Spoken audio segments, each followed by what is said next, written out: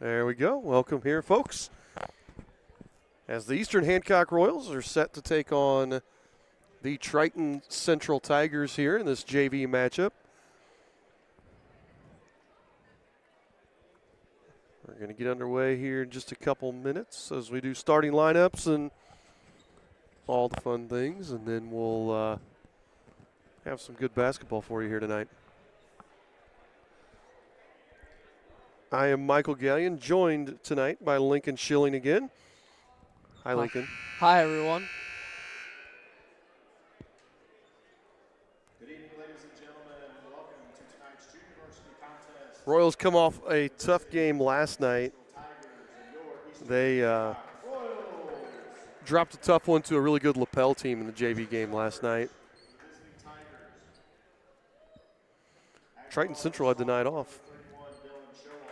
They haven't played in a week when they last played Lutheran High School. So starters here for Triton Central, number 31, Dylan Showalter. Number 33, Chase Calderon. Sorry, I don't have the first names written down. Number 41, Dominic Moore. Number 42, Landon Bailey. And number 44, Jaden Aplanum. Now for the Royals. At one guard, number 0, Gavin Schultz. Another sophomore, number 11, Jake Maurer.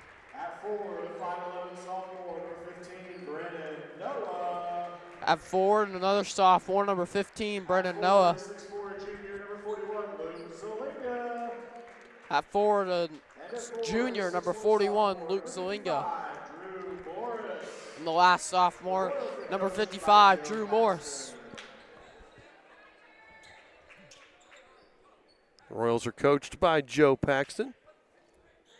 Bruce Torgerson is the head coach for the JV for the Triton Central Tigers. And Lincoln, from watching last night to this night, I didn't have a chance to talk to the coaches really, but I think the emphasis has to be on crashing the glass, putting a body on a body and not allowing offensive rebounds. Last game we gave up 16 offensive rebounds last night, and you're just not going to win basketball games doing that. So I think you're going to see a totally different attitude from our JV here, crashing the glass and going after it. I almost don't feel right talking loud because it's so quiet in here. Yeah. Feels weird. Yeah, the message last night, a lot of it was with energy. JV, Paxton said they didn't come out with enough energy, which I could agree with. Everybody was kind of sluggish. And then for the varsity, which we'll get to here in a couple hours, was talking about being a competitor and do we want to play in the games where we win by 60 or do we want to beat really good teams like Triton Central tonight? So hopefully we can pull out a win tonight. But right now we're in the JV game, so. Oh, he got tripped. Wow. Somehow Showalter put that one in. Showalter. Yeah, that was impressive. Yeah, because he tripped and nearly ate it. They're also going to press like Lapel did. So. Yep. We had a lot of turnovers as well last night, the JV did. Zelinga pumps, no good. Rebound to Aplanum.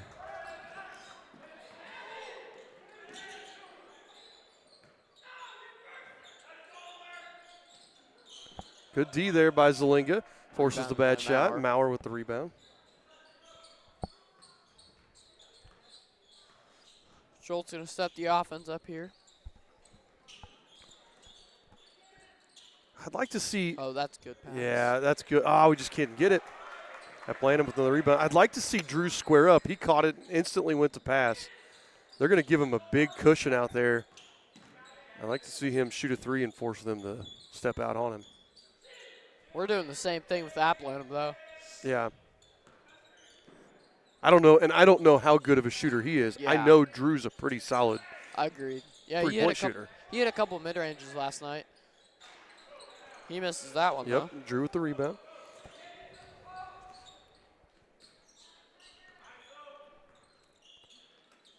Yeah, I know Drew's a capable shooter. Yeah. He'll shoot him too, usually. Jake drives to the baseline, gets cut off, tries to get it through, does get it through to Zlinga, and it's poked away, but the quick hands of Gavin Schultz keeps it alive for the Royals. Still 2-0 here, 4:43 to go.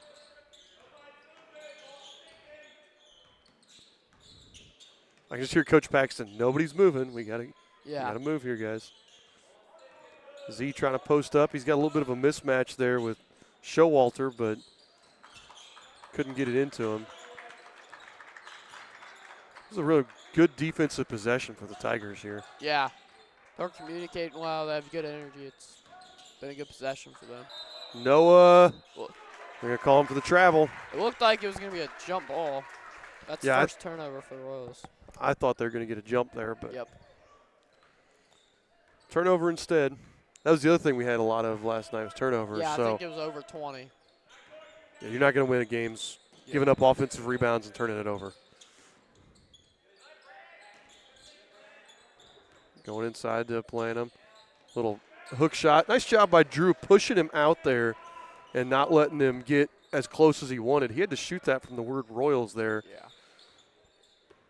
And I don't think he was comfortable with the hook shot from there. Zlinga for three. Yep. Good. Assisted by Maurer. Yep.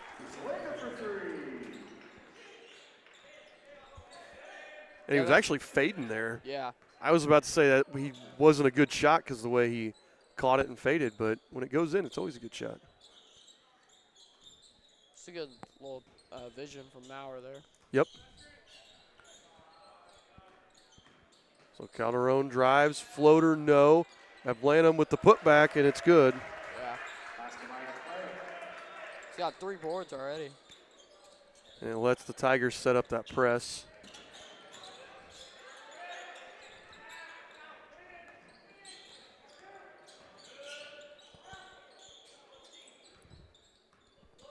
Although they kind of did that weird, Gavin was just a little late on that. Steal there. But then, we almost had it right back. That has to be something. Oh, he started to signal travel, and then he switched to jump ball.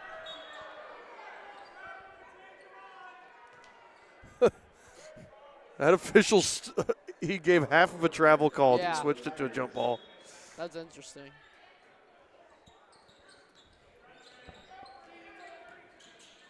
Zlinga was just wide open.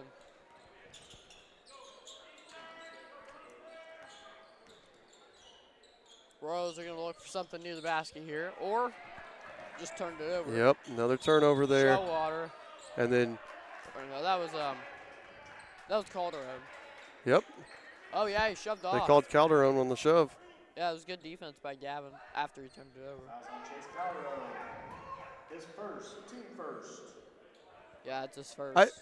I think that was the right call, but yeah. I think the official was. I don't disagree with the Triton Central coaching staff. The official was way behind it and kind of in a bad spot to see it, but I think it was the right call.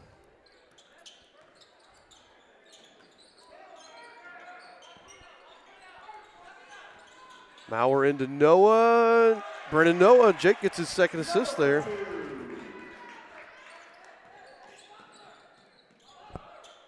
Yeah, Jake's his passing's been on full display tonight. Mike. Cord. There you go. Shot no good. Rebound there by Moore.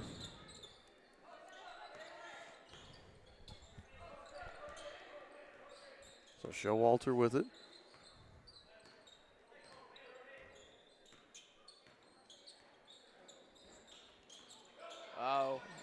Well, there's Zlinga finally comes up with the steal. Yep. It's first turnover for the Tigers' first turnover there.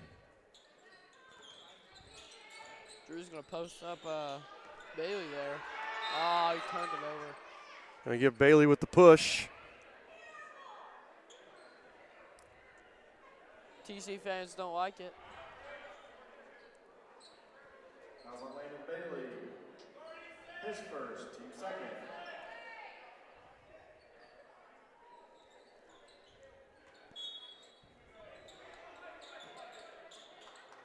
Inbound play, Maurer for three.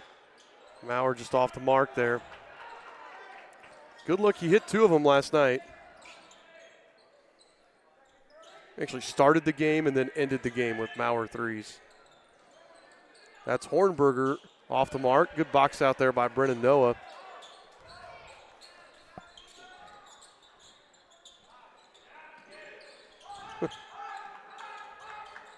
And then Noah throws it away.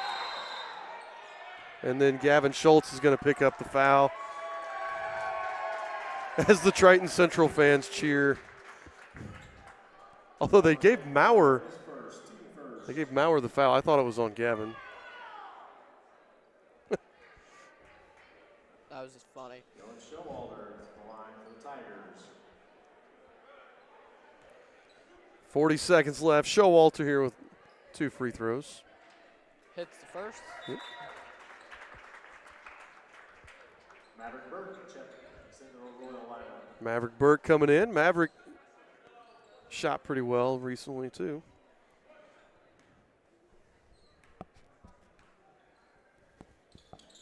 Second free throw is also good. Showalter puts the Tigers back on top 6-5.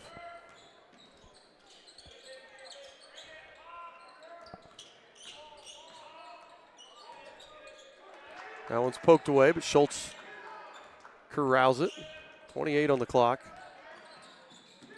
That one went off of his foot. Another turnover. And Showalter with 2 more. Basket by Showalter. And those are the tough ones when it's turnover that leads right to a layup. Zalinga has it poked away, and then that's got to be out of bounds because Calderon's laying on the sideline. Does that count as a turnover? No, because there was never a true change of possession there. So 4.2 seconds left here. Royals are going to have a shot.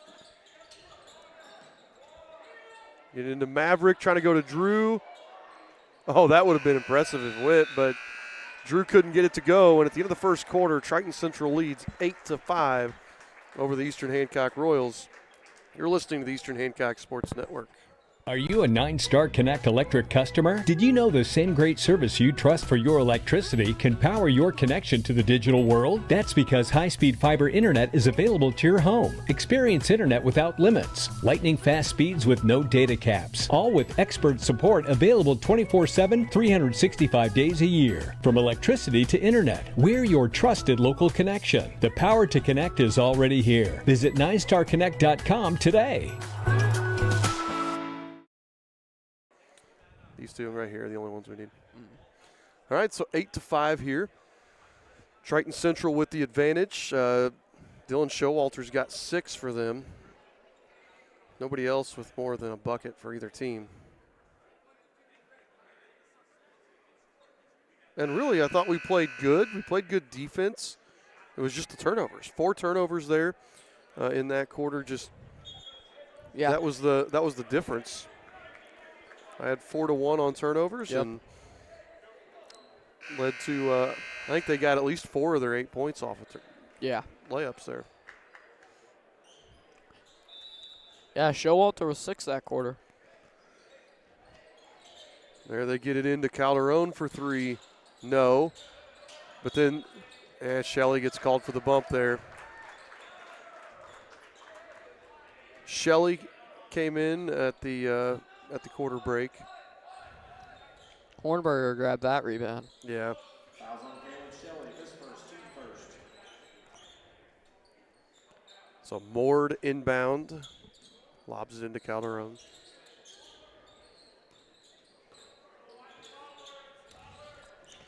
Yeah, I know they don't do JV sectionals, but sectional opponent, they definitely want to beat them. So. Yeah, sectional opponent, and obviously the sectionals are going to change next year with the new. Every 2 years we get new classifications, but they've been in our sectional for a while now, and it's somebody that you imagine probably going to stay in our sectional. Yeah. Nothing but the rim there from Hornberger. Another turnover there. That one went off Shelley's hand. He had that and just couldn't get it. And then we get a foul there on either Burke or Shelley, one of the two. Yeah, he tried to go up and Mav hit the ball, or not hit the ball, but hit his arm. So I think he just fell back. Well, he just signaled 32, but then they said, okay, I think the PA got it wrong. It is 32. And that was just again, we're looking where we want to go with the pass before we catch the pass. That's what's leading to a couple of turnovers here. Morris comes back in for Shelley.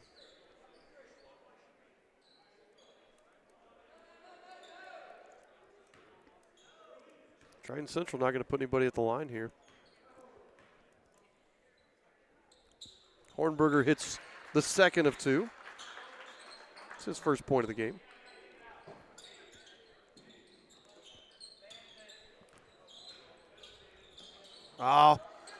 Drew gets hit in the face with that one.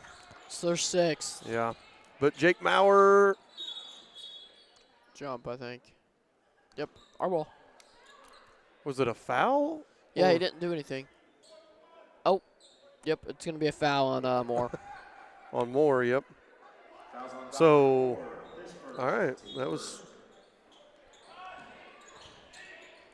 that official's not very clear with his signaling.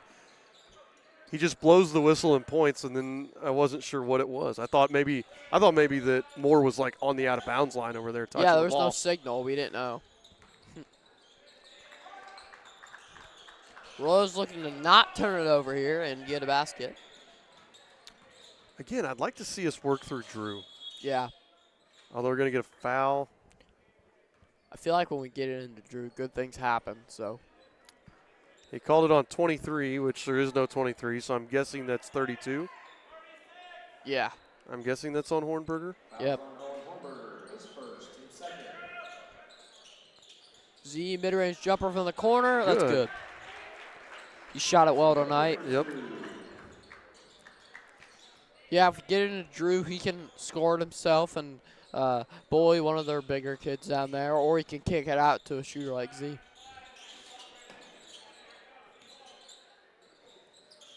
Again, we're going to leave Applenham wide open, but Hornberger with for another three. Maurer's going to get that one. Oh, yeah, Maurer tapped it off of him. A lot of subs here for the Tigers. We got Schlotman. There's 20. 20's not on our roster. I guess Hudson Rackanatter is what the coach told me to say. Okay. And then there's also 42. He's not on there too. Landon Bailey.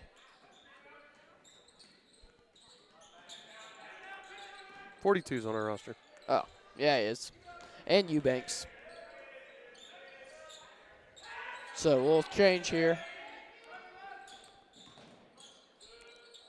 Royals are going to have to communicate and adjust.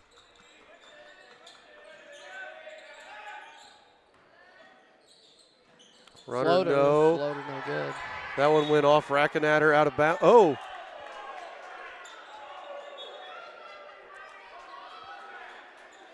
And none of the fans are happy. Now that went off of him out of bounds.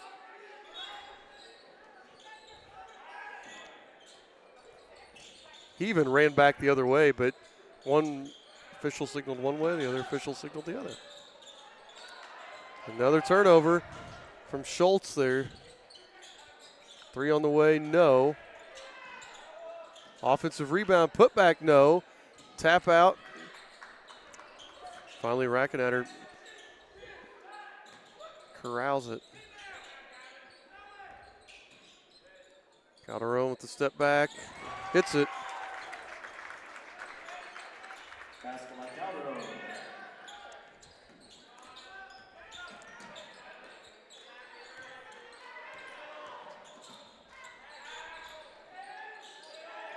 Schultz back here to Burke. Coach Paxton got a timeout. I think we were about to get a 10-second call, and Yeah. he called that timeout right as we threw the ball across the line. So 30-second timeout. We needed one anyways. Yeah. Yeah, this has been a ugly second quarter of basketball. Agreed. And right now, we're fortunate that the Tigers aren't knocking down some of these threes because Yeah. with our turnovers, we're not losing too much ground. We're only down 4 right now. Yeah. If this was if this Triton Central team was Lapel last night, we'd be down by 20 based on Lapel's three-point shooting. Like, they couldn't miss last night, and Triton Central just isn't as good of a shooting team as them. Or they're having an off night. Yeah, true. Could be. I've honestly not watched their JV. I know their varsity is a very good shooting team, so I would imagine their JV is too. And we've only seen them for a quarter and a half. Yeah, their JV is usually pretty solid, so. Noah fell to the ground. Yep. Z pump fake jumper. Noah turned into a screen there. Drew Morris with the offensive board. Tie up is going to stay right here.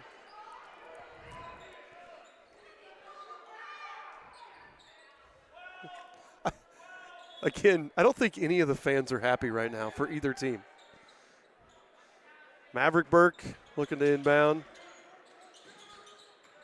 Zalinga spins back in. Kicks to Brennan Noah for 3. Noah's 3 is good. Zalinga with the assists. Yeah, Noah's been red hot as of late. Cuts that Tiger lead down to 1, and Calderon just lost the handle on it. That's their second turnover.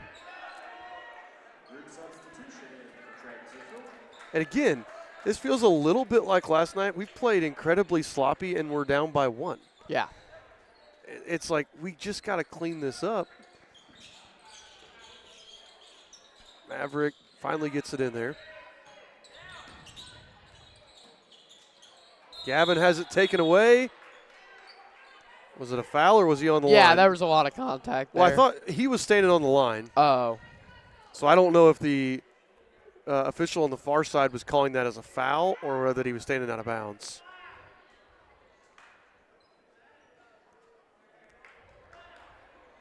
Either way, it's our ball. I think the discussion is just what is it?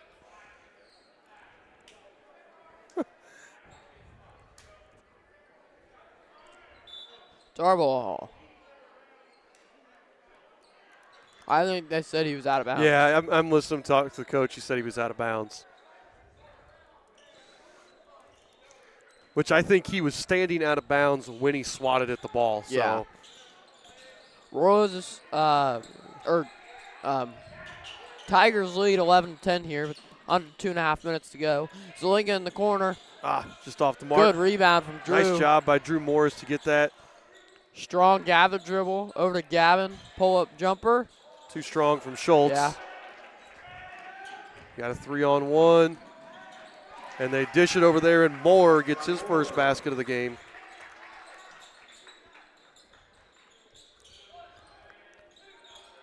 Two minutes. Calderon threw that to him, it looked like. I don't know. There you go. Maverick for 3. Nope.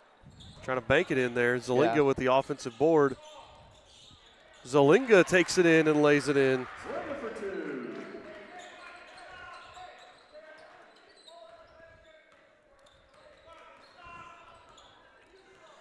13-12 here, 90 seconds left in the first half. Thought about it.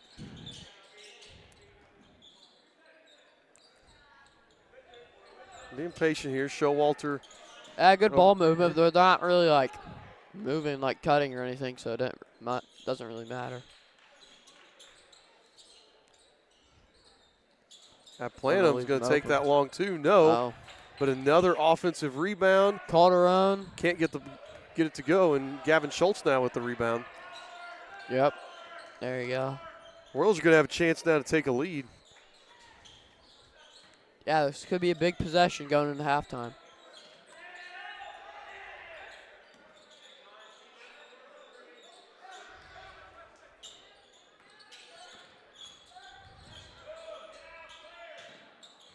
Schultz going into Drew. They're going to call Drew for the charge. Let's see on the replay. What do you think here, Lincoln? It's so hard because Drew is just so strong. I mean, he does have the arm out. I think Okay, if he doesn't, is it one of those where if he doesn't have the arm down, it's not or have the forearm out, it's probably not a charge? I think he extended it, but I think who was it that drew it? I wasn't sure if it Hornberger drew it. I think he sold it very well. Yeah. So I think that's. And it's hard because we've seen Drew do that to varsity offensive linemen, just literally throw them in football games. So part of it is he's so strong that he can bump guys, and that one's going to be. Yeah, I mean, that was a good basketball post move. I think he just sold it really well, and Drew's so much bigger than that kid, bigger than Hornberger. It's fourth team foul for the Rose. Oh, there's only 3 seconds left. Yeah, it's not going to matter there. Let's see Hornberger drive there, and a lot of contacts.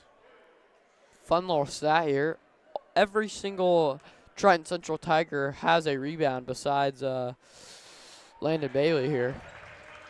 He hasn't played as much, so. Just shows that they're crashing the glass pretty good. Yep. It's actually 2.8 seconds. Our clock is off here. We'll fix it at halftime. No good on the second. Tapped around. Schultz finally comes up with it, but not enough time to get a shot off. And your halftime score is going to be Triton Central 14, Eastern Hancock 12.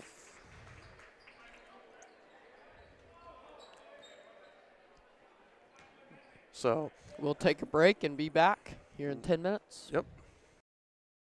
It's time for the Commissioner's Corner, an exclusive weekly conversation about Indiana high school sports with the Commissioner of the IHSAA, Paul Neidig. Now for an up-to-the-minute report about what's happening in the constantly changing world of high school sports, here's Commissioner Paul Neidig. Welcome into the Commissioner's Corner, our weekly conversation with the Commissioner of the IHSAA, Paul Neidig. I'm Brendan King. Paul, great to be with you as always, and we start this episode with maybe a sentence that none of us thought we'd be saying a number of years ago, but the Indiana football Hoosiers are college football playoff national champions. An incredible run in the playoff for the Hoosiers. And, you know, Paul, it connects with what you guys do in high school sports. We'll talk about the Hoosiers roster in just a little bit, but what's your reaction to it all? You got to see the Rose Bowl, of course, and what a team it ended up being for Kurt Signetti. You know, they've talked a little bit about creating the movie, and I think when you really look at what this football team has done in capturing not only Indiana, but the country and following those, it's incredible the number of people who have come out and watched the Hoosiers throughout their tournament series. I mean, I can remember going to Memorial Stadium many times, and I could kind of have my pick of seats in the place, and especially the second half. And to watch them grow beyond those days in just 2 short years, I think it allows people to realize that the things that are once thought impossible can be done. And I think that's a tribute to Coach Signetti and the entire President Witten, Athletic Director Dolson. Their dream and their ability to sell this to the Indiana community is just phenomenal. And it should have a story written about it because we've never seen anything like this in the world of college sports. And it goes along with the movie Hoosiers. I saw those things and a lot of things that have been folklore in the Indiana history. And this is just another chapter in the incredible sports story of Indiana. 31 players on that Indiana roster from this state, played high school football in this state. I'm sure many of them on Friday nights were having their names talked about on Indiana Sports Talk and what they did under the lights on Fridays, helping their communities. But, you know, what does that mean for you guys over at the office of the IHSAA that, you know, 31 kids that came through your program in a way are now national champions? Well, I mean, it's exciting for us. And I think kids in Indiana, it's just a tribute to the coaches that we have in the state of Indiana. You know, they're taking these in football. They're taking these student athletes. One, they teach them to be an athlete or a student first, but then they're teaching them with a high level of coaching to be the best athlete they can be. And the skill set training that they get allows a lot of students in Indiana to dream of that next level. And it doesn't happen that way everywhere. But Indiana is blessed with a plethora of incredible coaches that develop students throughout their high school career. And when they have an opportunity to be with that coach in 4 years of their high school, those lessons build upon themselves. And that's just a product of what we see. That's Paul Neidig. I'm Brendan King. This is the Commissioner's Corner.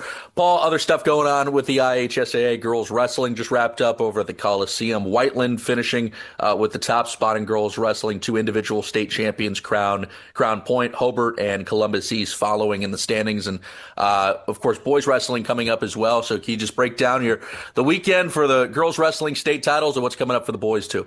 Well, girls wrestling was a great weekend, and we saw a significant amount of growth in not only the quality of wrestling in its second year of state championship participation, but in the number of fans. I mean, we were up almost 1,000 fans this past weekend over the previous year, this past Friday. And so that's exciting. And we knew girls wrestling would continue to grow. The fan base loves their sport, and we're excited about it. And then we turn right around the corner. And a week from this Saturday, we kick off with the boys wrestling tournament, and I'm sure it's going to be a tournament to be excited about throughout the entire 4-week march to the state finals. And Paul, less than a minute here. Girls basketball pairing show coming up. Ready to kick off the basketball state tournaments. It's coming. It is. It's time, and we're excited about it. A lot of great girls basketball being played in this state, and Assistant Commissioner Jane Schott does a great job as a former high school basketball coach and player at Purdue of really celebrating girls basketball in a proper way in this state. It's the Commissioner's Corner. That's Paul. I'm Brendan. Appreciate the time, Paul. Talk to you next week. We'll talk to you next week, Brendan. Thanks for listening to the Commissioner's Corner with IHSAA Commissioner Paul Neidig, and thank you for your continued support of the high schools in your community.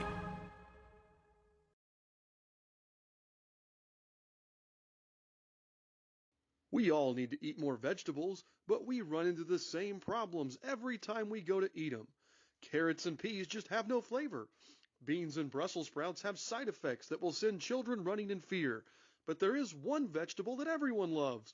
It's corn. And when it comes to corn, there's only one name to trust: Paxton Farms. Paxton Farms sweet corn has been your go-to source of corn in Hancock County for years. So head on down and grab some. And when you think of corn, think Paxton Farms.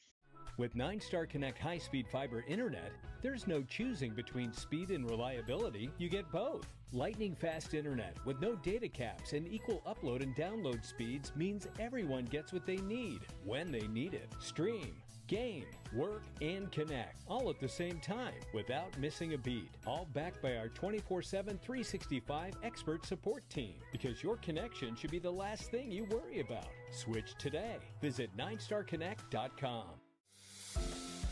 As more club and travel sports pop up every year, they often muddy the waters on what the purpose of sports should be for student athletes at this age. But high school sports are different.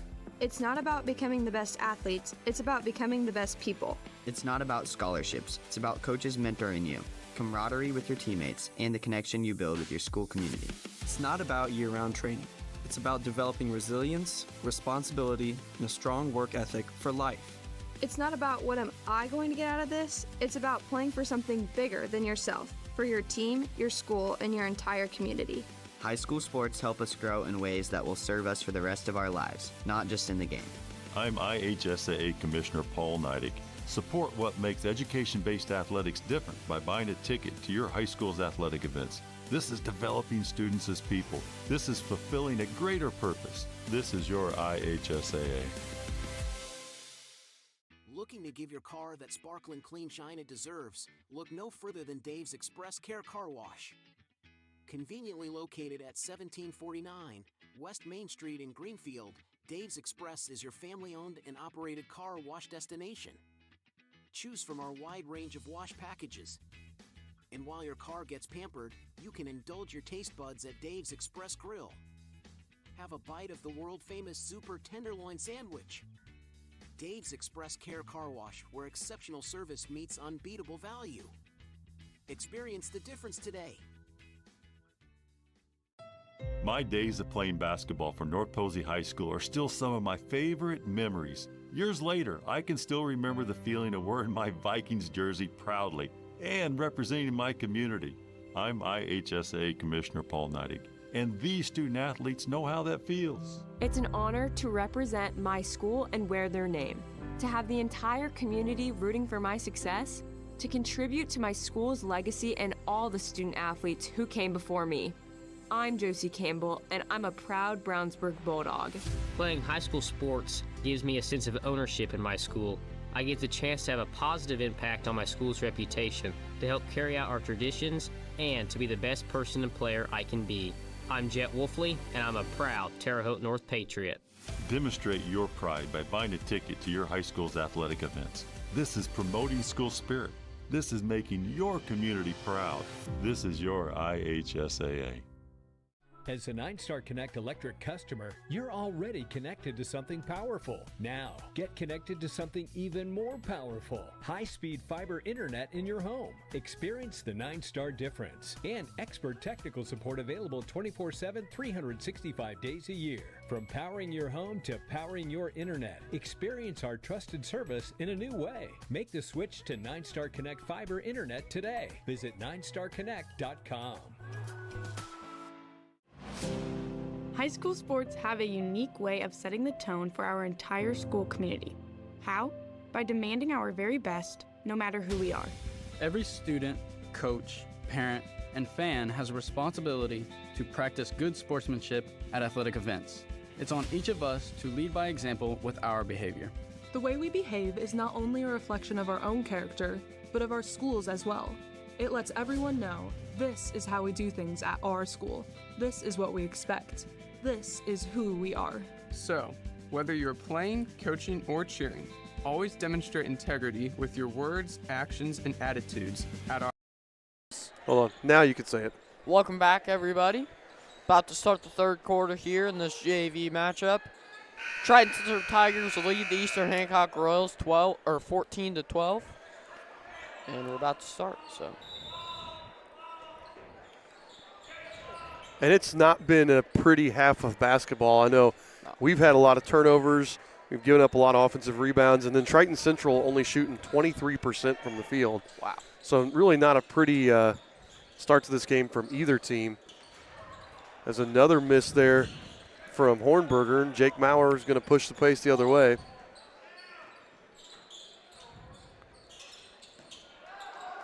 They're denying Schultz. Back to Maurer on the right. I mean, they've just played intense man defense this whole time. And yeah, I think both teams are actually playing really good defense here. The reason why the Royals are in the game is because of their defense. Good move there from Drew. Just couldn't get it to yeah, couldn't convert. Couldn't connect Bailey there for the... I think Bailey might be splitting quarters or something. Because you didn't play the second quarter. Or, I don't know, maybe. Maybe I'm just crazy. Yeah, because he. Yeah. I'm pretty sure he played in the second. Okay. So take there. Moore, no good with the left hand. Zelinga, another rebound. And again, the Tigers just continue to be cold. Yeah.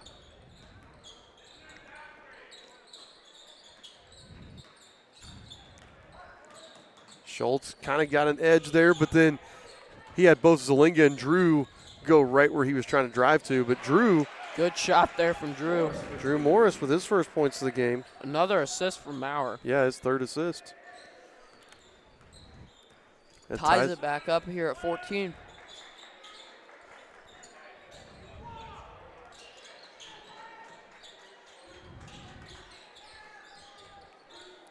Bailey with it. Over to Shortwater, or Showalter. Showalter. Showalter.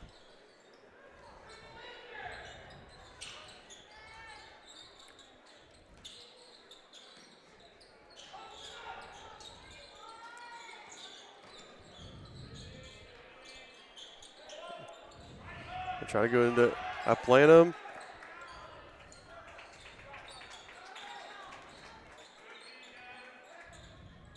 Hornberger from the corner. That's their first made three of the game.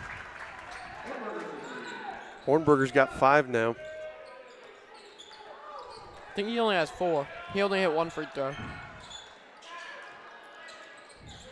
Zelinga there with that one. Tigers want a timeout.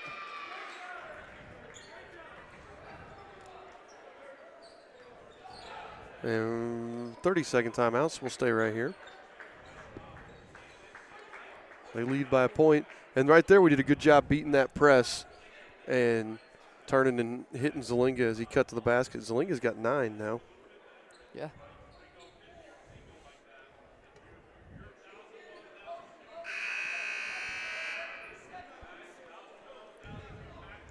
Triton Central's coach is not happy. No, They let us get back into it. yeah, I mean, that's if you're the Triton Central fan right now, you're going, okay, we're winning on the glass, we're forcing turnovers, Yeah. and we're only up by a point right now because we're having little things like that breakdown on the press, and that's these are 2 excellent coaching staffs you're going to see tonight. Mark James, the head coach for the varsity here, has a little bit of experience. It's his 44th year coaching. Wow. Or 44th year as a head coach. Over 640 wins for his career. And again, another miss at the rim. Didn't have enough loft there. He was close, though. Maurer with another rebound. Maurer pull-up jumper. Back of the rim. Drew. Good Morris strong move. Couldn't get it to go, and it planted him with the rebound. Both teams just missing at the rim right now.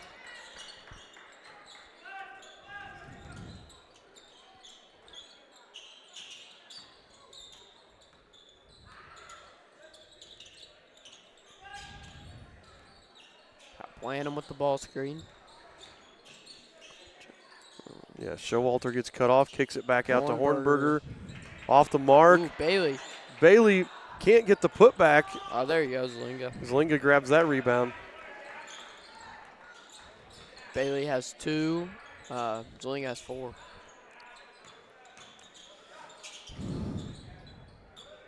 Gavin could have shot that one. Gavin doesn't like to shoot the 3 that much, though. Well, he's so fast. He can just do a head fake and get by somebody really easily. Maurer off the mark. No good. Royals wanted a foul call on that one. Hornberger blocked by Noah. Blocked by Noah. Both teams are now unhappy. Yeah, the officials are going to be an issue for the fan bases.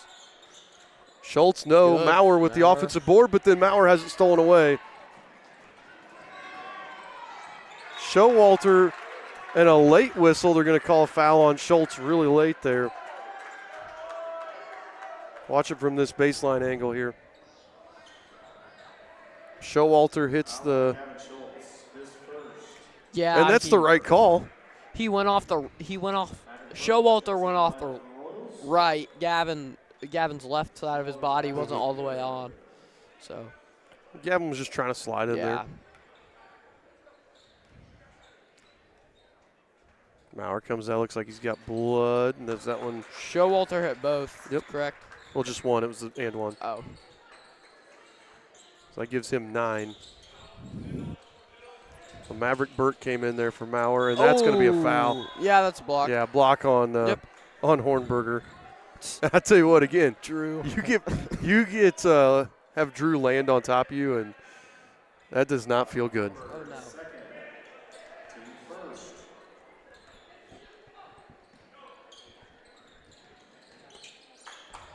Burt trying to get. That's a smart play. He had to call it. I mean, you'd like to save those later in the game, but it was going to be a 5-second call, and Royals didn't want to have another turnover there. Yeah, so we'll take it. We'll take that right there. So another 30-second timeout for Coach Paxton here. Let us know how everything's sounding in the chat. And again, this is honestly, I'm watching the Triton Central coaching staff kind of talk to the official here, and he's not wrong. Maverick actually took 2 steps over to the ref and signaled timeout. So it would have been travel. And he's telling the ref, like, hey, that should have been a travel. And he's not wrong. Now, 99% of officials aren't going to call it. They understand that Mav's just trying to get their attention. Yeah. But it's like, I always compliment our coaching staff for being on top of those little things like that. Yeah. You know, you see our coaches jump up. They're always on top of those little things. And you don't see that with a lot of staff. So especially in the high school level. Yeah, with the high school level. That's what I mean. Like, college obviously see it, but I like to give kudos to people that are attentive there. This varsity game is going to be really fun to watch with the Brett Bechtel. And I don't know the Triton Central coach's name, but I know he's very good. Mark James. Yep, Mark James. Hornberger grabs another rebound off of the Zelinga miss from the corner. Looking to Bailey. He's going to try to work on Drew. Fadeaway, no. Zelinga there for the board. A little too hard there. Zelinga has 5 boards. Looks like Shelly's going to check in. Yep. Got pulled early for a couple fouls. Burke for 3. No good. Rebound by Eubanks. Good box out from Eubanks. Didn't find Hornberger. Hornberger no good. Gets his own rebound and then gets the timeout called. We gave Maverick credit for a headed play there, and then Hornberger with a heads-up play. And Drew kind of got caught in purgatory. He was about to go close out on him, and then turned to go get the rebound, and then he got stuck there and couldn't get to that. So another 30-second timeout here.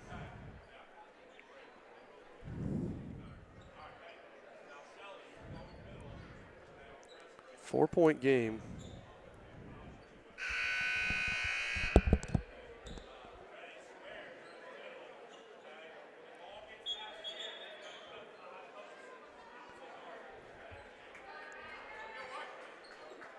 You talk about their head coach, Mark James.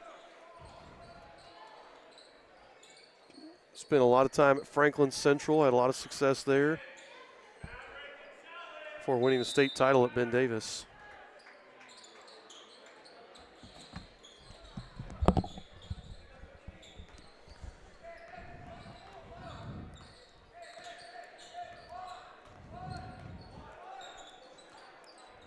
Tigers being patient here.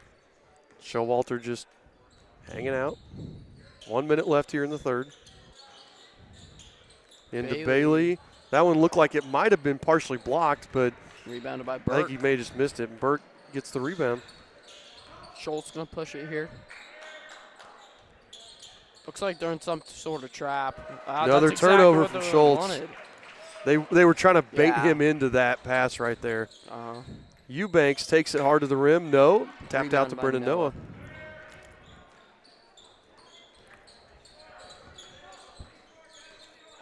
We might hold for one here. Yeah. Especially since they're standing right there in that little triangle. Yep. Down 4. Could get a 2 or a 3 and make it a 1 or 2 point game here.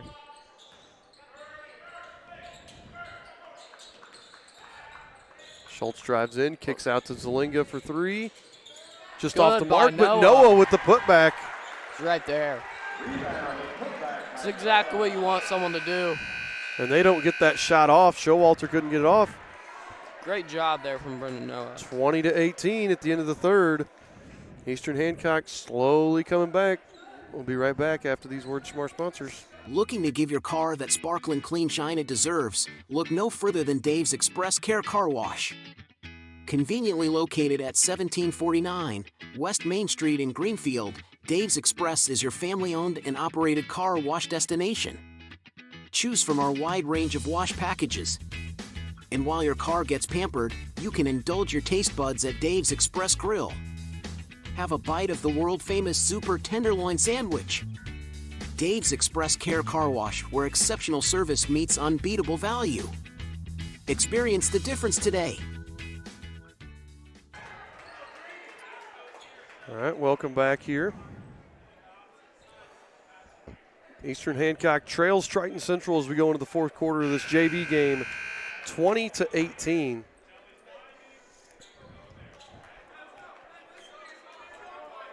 Yeah, Royals did a better job with the turnovers. They only had one that quarter.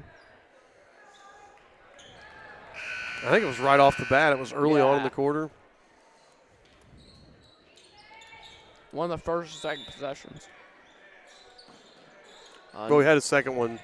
Gavin threw one away the other way. Yeah. But again, the turnovers haven't led to points the other way. So they haven't been those debilitating type of turnovers. Exactly.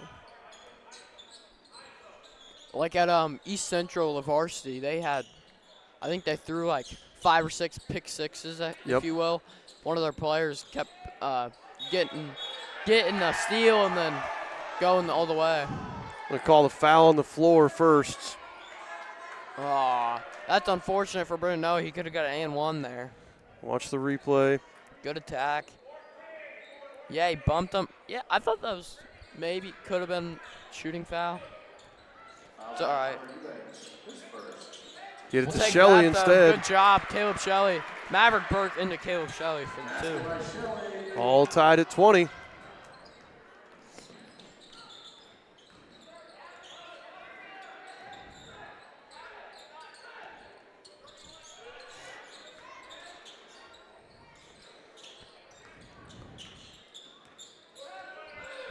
Tigers spreading everything out here.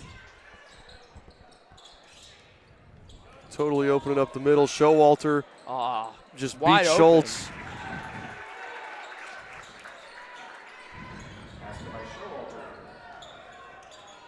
They were just going to spread out, go 4 corners, and then just try to. Burke pushes the pace there. Try to get the mismatch.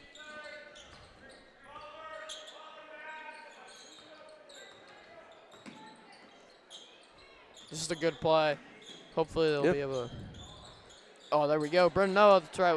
Got Noah from Maverick Burke. They always run that play for him, and it works every single time. Yep.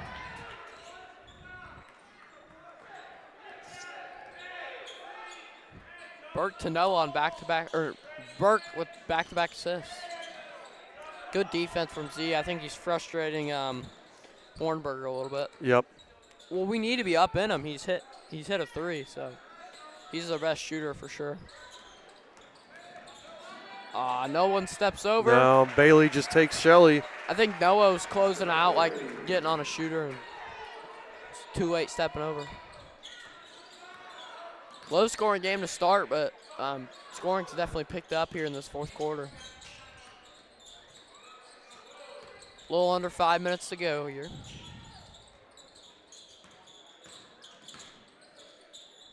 There's Schultz up top with it.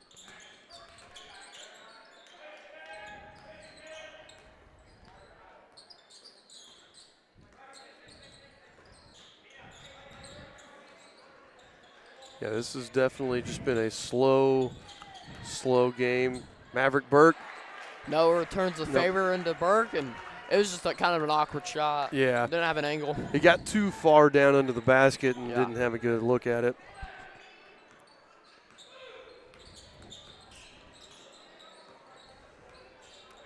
Triton Central's going to waste the clock here. Nope, they're just going to their 4 out, and they're just doing the same thing. Yeah, it's been working. That's how they've been scoring. So. Yeah, they're not trying to kill clock. They're just trying to find the matchups that they want. Yep.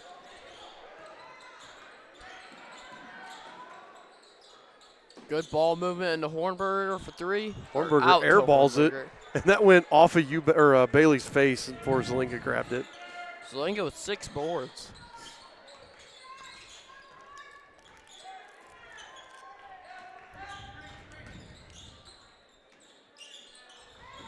There's that to Noah again. Burke to Noah.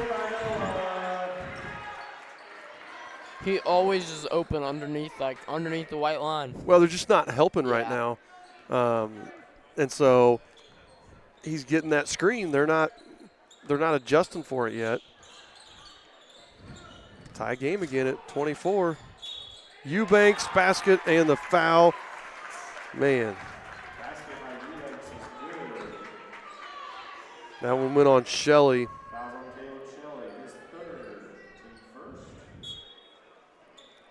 Shelley with 3 fouls. I only have him with 2. Yeah, me too. Well, I heard it on the announcements, but I only had him with 2 as well. Scoreboard's only got him with 2. Okay. So Eubanks here with one free throw coming. Missed it. Yeah, I was short on that one.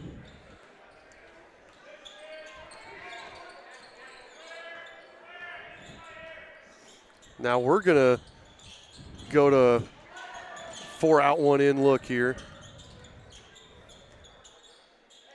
They're running like a 1-2-2. That one you're going to call a kick there.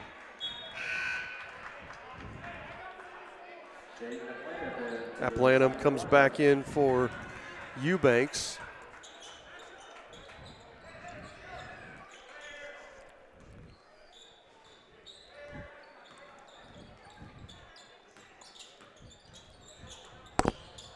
They basically said, you spread us out, we're going to spread you out.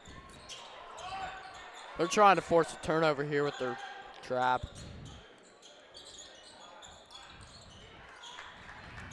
Nobody in foul trouble or anything, only one team foul each way.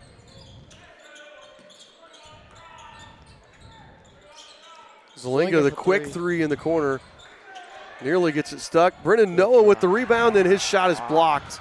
Man, that's tough because that was a great job on the far side glass. Zelinga had one get stuck last night, and that one almost got stuck there. It looked exactly like what happened last night. Just a low shot from him. Yeah. Those are the Greenfield Central rims. That shot's going in. Oh, this really soft rims. Yeah, softest rims in the state. They kick it out three way long. Rebound by Bailey, though. And that's tough because bailout. He didn't. Well, when you have an air ball, it's so hard to get the rebound because you can be in position and still not get it.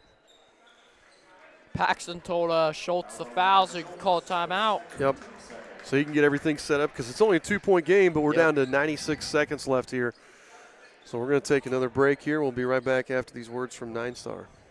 With 9-Star Connect high-speed fiber internet, there's no choosing between speed and reliability. You get both. Lightning-fast internet with no data caps and equal upload and download speeds means everyone gets what they need when they need it. Stream, game, work, and connect all at the same time without missing a beat. All backed by our 24/7, 365 expert support team. Because your connection should be the last thing you worry about. Switch today. Visit 9starconnect.com. So, yeah, I know who he is. So, minute 36 left. Eastern Hancock trails Triton Central here in the JV game, 26-24. It's Tiger ball. We'll see what we do here. Because, again, you don't have to – you just have to play tight defense. You got 2 more fouls to give. So, play tight D, go for it, see what you can come up with. And this is where we're texting about the potential of a shot clock. And Coach Paxton said he doesn't think it's needed, but right now I bet he'd like to have a shot clock. Oh, yeah. Knowing that you're going to get the ball back there. And the thing, I see it in college basketball all the time. Like, they rush up shots so much more often when there's a shot clock just because, like, then it's a turnover. And no one wants a turnover there as almost backcourt. Yep. But it forces kids into taking shots they don't really want to take. So shot clock helps in instances, and it's also like when you want to hold the ball. Well, the argument is it makes it. Are you? A lot of coaches say they like the shot clock because it rewards the defense. Yeah, that's true. It rewards you for playing good defense. A lot of people don't like the shot clock because they say that it slows the game down. Well, they say it muddies the game up because you talked about people having to take poor shots to avoid the shot clock violation, and I think there's valid points with both of them. Yeah. I'm just mentioning like right now, if there's a shot clock, you don't have to think about fouling. You don't have to think about forcing a turnover. You just have to play good defense. Yeah. And you're going to get the ball back. That's the only. I think it just changes your strategy whether you have it or not. Yeah, you just got to play good defense for 30 seconds. Yep, I can take it or leave it. I know IHSA is going to talk about it here in February. They're having a discussion about it. Yeah. I think they're actually going to vote on it in May, whether they want to implement it or not. My guess, yes, I think they're going to. My guess is no this year, and I think they will in a year or two. All right. So by the time my high school career ends, we will maybe have a shot clock. That would be my prediction, is by the Yeah. time you're out of high school, we will have one at some point in there. Oh, Hornberger in the corner. I think we're going to try to get a steal here. Like that. Good job. Brennan Noah does. He gets There the we steal. go. Turnover for the Tigers. They haven't had too many. Drew just off the mark. Oh, and then Bailey took it away from Noah. 52 seconds. Showalter to Bailey. Up here to Moore. We foul Moore. That's our 4th team foul. Zelinga's second. I don't think fouls are going to come into play for Yeah. anybody. Nobody's got more than 2. Caleb has 3, but he's on the bench, so. No, he's only got 2. They corrected it. Oh, okay.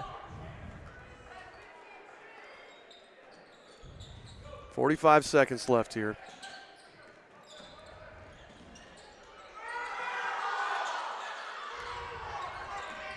Royal fans really wanted to travel there. Zelinga picks up his 3rd. I don't know. Does he travel? No. He doesn't. He was fine. He planted hard. Yeah, he planted hard. You're right. So Moore at the line. Big free throws with 36 seconds left here. Yes. Missed the first. In and out.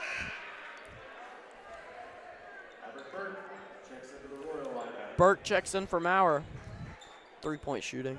And that just kind of tightens you up on the second one now because. Oh, yeah, you always want to hit your first one.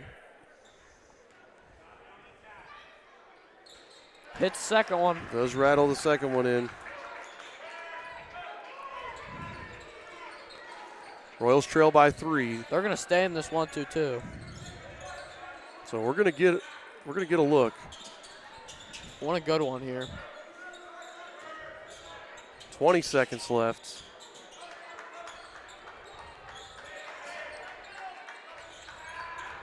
$13.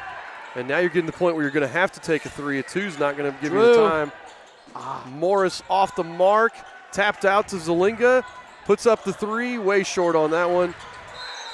Rebounded there by Moore, and we had to foul, or Showalter, and we had to foul him.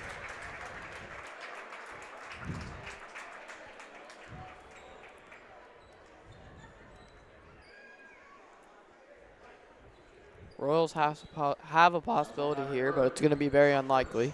Well, if he hits one of these, it's game over. Yeah. So Showalter, he's 3 of 3 from the line tonight. Oh, staying alive. Them. We saw weirder things happen against Wapahani in the varsity game earlier. I was getting ready to say that. I was like, we may have a Camden Bell on our team. Hits that one. Can we get a foul? No? All right. Drew heaves it. And that's going to do it. Final score, Triton Central 28, Eastern Hancock 24. And again, just so close. The first half killed us last night against LaPel, and tonight it was just we just couldn't ever get caught up. We were down 3 at the end of the first quarter, 2, and then 4, and just couldn't. Yeah. Played an even game, just couldn't overcome some of those little minor mistakes early on.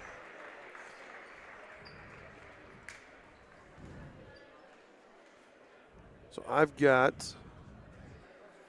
I'm telling you. Dylan Showalter had 12 for the Tigers. Hornberger with 5. Calderon with 2. Eubanks with 2. Moore with 3. Bailey with 2.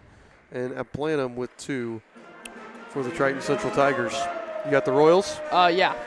I believe Brendan Noah and Luke Zelinga led the way for the Royals in scoring at least. Brendan Noah had, looks like 11.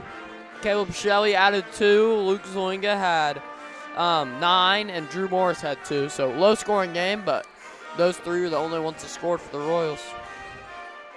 So we're going to step aside here.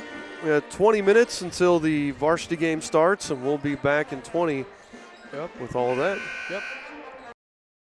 It's time for the Commissioner's Corner, an exclusive weekly conversation about Indiana high school sports with the Commissioner of the IHSAA, Paul Neidig. Now for an up-to-the-minute report about what's happening in the constantly changing world of high school sports, here's Commissioner Paul Neidig. Welcome into the Commissioner's Corner, our weekly conversation with the Commissioner of the IHSAA, Paul Neidig. I'm Brendan King. Paul, great to be with you as always, and we start this episode with maybe a sentence that none of us thought we'd be saying a number of years ago, but the Indiana football Hoosiers are college football playoff national champions. An incredible run in the playoff for the Hoosiers. And, you know, Paul, it connects with what you guys do in high school sports. We'll talk about the Hoosiers roster in just a little bit, but what's your reaction to it all? You got to see the Rose Bowl, of course, and what a team it ended up being for Curt Cignetti. You know, they've talked a little bit about creating the movie, and I think when you really look at what this football team has done in capturing not only Indiana, but the country and following those, it's incredible the number of people who have come out and watched the Hoosiers throughout their tournament series. I mean, I can remember going to Memorial Stadium many times, and I could kind of have my pick of seats in the place, and especially the second half. And to watch them grow beyond those days in just 2 short years, I think it allows people to realize that the things that are once thought impossible can be done. And I think that's a tribute to Coach Cignetti and the entire President Witten, Athletic Director Dolson. Their dream and their ability to sell this to the Indiana community is just phenomenal. And it should have a story written about it, because we've never seen anything like this in the world of college sports. And it goes along with the movie Hoosiers. I saw those things and a lot of things that have been folklore in the Indiana history. And this is just another chapter in the incredible sports story of Indiana. 31 players on that Indiana roster from this state, played high school football in this state. I'm sure many of them on Friday nights were having their names talked about on Indiana Sports Talk and what they did under the lights on Fridays, helping their communities. But, you know, what does that mean for you guys over at the office of the IHSAA that, you know, 31 kids that came through your program in a way are now national champions? Well, I mean, it's exciting for us. And I think kids in Indiana, it's just a tribute to the coaches that we have in the state of Indiana. You know, they're taking these, in football, they're taking these student athletes. One, they teach them to be an athlete or a student first, but then they're teaching them with a high level of coaching to be the best athlete they can be. And the skill set training that they get allows a lot of students in Indiana to dream of that next level. And it doesn't happen that way everywhere. But Indiana is blessed with a plethora of incredible coaches that develop students throughout their high school career. And when they have an opportunity to be with that coach in 4 years of their high school, you know, those lessons build upon themselves. And, you know, and that's just a product of what we see. That's Paul Neidig. I'm Brendan King. This is the Commissioner's Corner.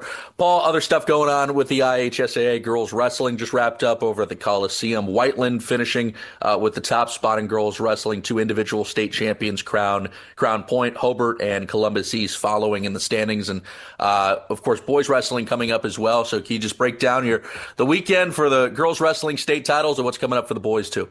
Well, girls wrestling was a great weekend, and we saw a significant amount of growth in one, not only the quality of wrestling in its second year of state championship participation, but in the number of fans. I mean, we were up almost 1,000 fans this past weekend over the previous year, this past Friday. And so that's exciting. And we knew girls wrestling would continue to grow. The fan base loves their sport, and we're excited about it. And then we turn right around the corner.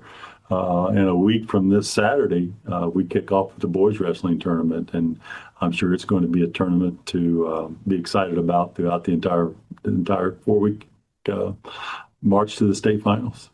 And Paul, less than a minute here. Girls basketball pairing show coming up. Ready to kick off the basketball state tournaments. It's coming. It is. It's time, and we're excited about it. A lot of great girls basketball being played in this state, and Assistant Commissioner Jane Schott does a great job as a former high school basketball coach and player at Purdue of really celebrating girls basketball in a proper way in this state. It's the Commissioner's Corner. That's Paul. I'm Brendan. Appreciate the time, Paul. Talk to you next week. We'll talk to you next week, Brendan. Thanks for listening to the Commissioner's Corner with IHSAA Commissioner Paul Neidig, and thank you for your continued support of the high schools in your community.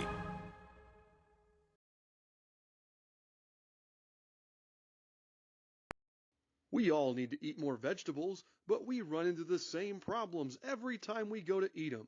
Carrots and peas just have no flavor. Beans and Brussels sprouts have side effects that will send children running in fear.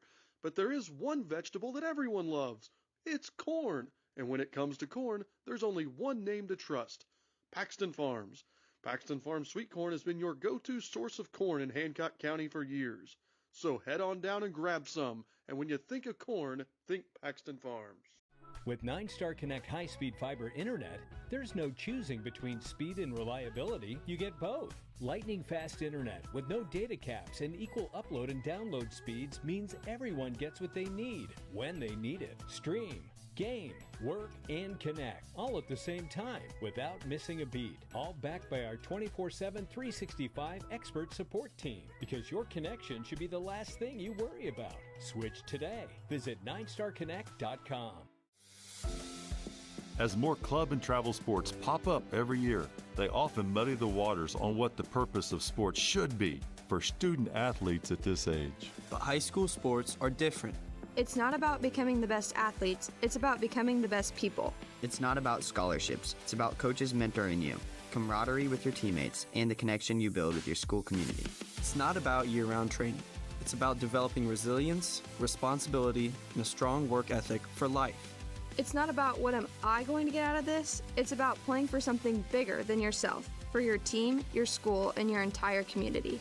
High school sports help us grow in ways that will serve us for the rest of our lives, not just in the game. I'm IHSAA Commissioner Paul Neidig. Support what makes education-based athletics different by buying a ticket to your high school's athletic events. This is developing students as people. This is fulfilling a greater purpose. This is your IHSAA. Looking to give your car that sparkling clean shine it deserves? Look no further than Dave's Express Care Car Wash. Conveniently located at 1749 West Main Street in Greenfield, Dave's Express is your family-owned and operated car wash destination.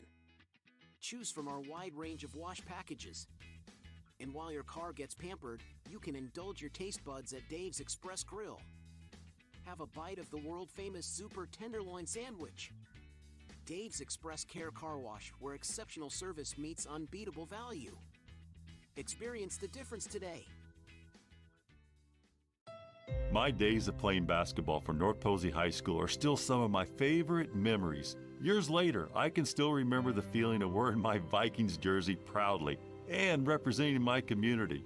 I'm IHSAA Commissioner Paul Neidig, and these student athletes know how that feels. It's an honor to represent my school and wear their name, to have the entire community rooting for my success, to contribute to my school's legacy and all the student athletes who came before me. I'm Josie Campbell, and I'm a proud Brownsburg Bulldog. Playing high school sports gives me a sense of ownership in my school. I get the chance to have a positive impact on my school's reputation, to help carry out our traditions, and to be the best person and player I can be. I'm Jet Wolfley, and I'm a proud Terre Haute North Patriot. Demonstrate your pride by buying a ticket to your high school's athletic events. This is promoting school spirit. This is making your community proud. This is your IHSAA. As a 9-Star Connect Electric customer, you're already connected to something powerful. Now, get connected to something even more powerful. High-speed fiber internet in your home. Experience the 9-Star difference. And expert technical support available 24/7, 365 days a year. From powering your home to powering your internet, experience our trusted service in a new way. Make the switch to 9-Star Connect Fiber Internet today. Visit 9starconnect.com. High school sports have a unique way of setting the tone for our entire school community. How? By demanding our very best, no matter who we are. Every student, coach, parent, and fan has a responsibility to practice good sportsmanship at athletic events. It's on each of us to lead by example with our behavior. The way we behave is not only a reflection of our own character, but of our schools as well. It lets everyone know this is how we do things at our school. This is what we expect. This is who we are. So, whether you're playing, coaching, or cheering, always demonstrate integrity with your words, actions, and attitudes at our athletic events. Our school's image is up to us. I'm IHSAA Commissioner Paul Neidig. Help set the tone by buying a ticket to your high school's athletic events. This is leading by example. This is leaving a positive impression. This is your IHSAA.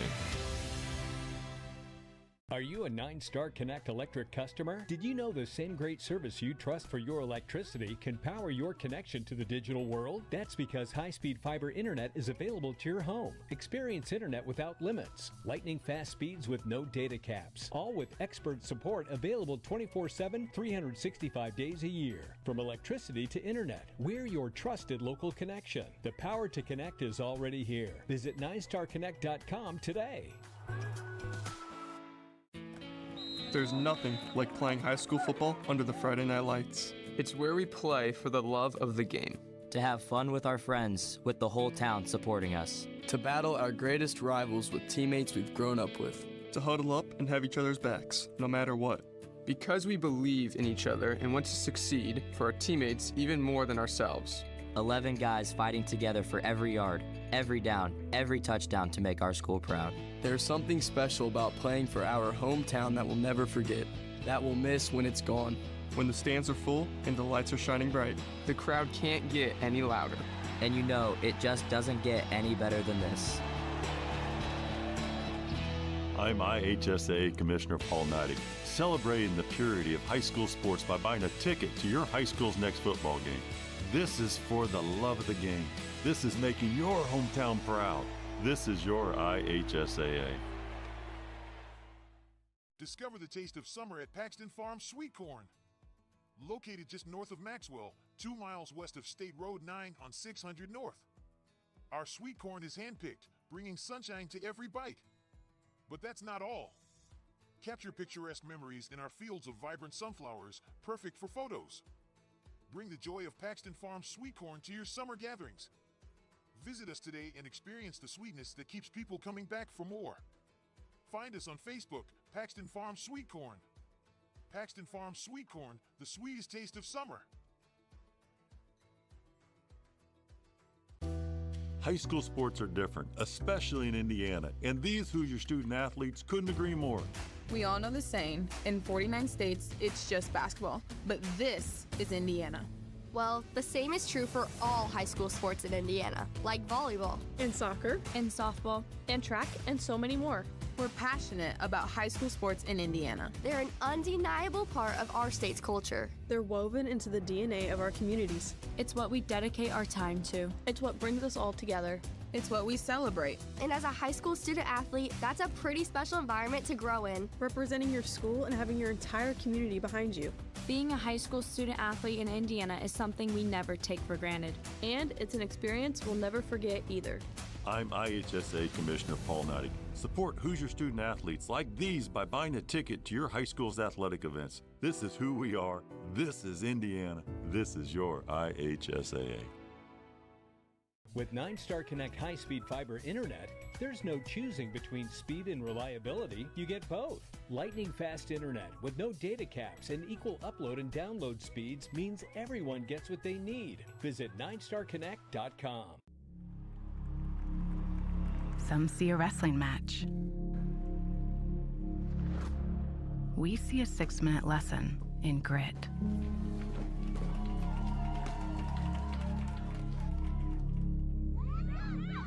Some see a coach sending a runner home. We see a mentor guiding a student athlete into the future.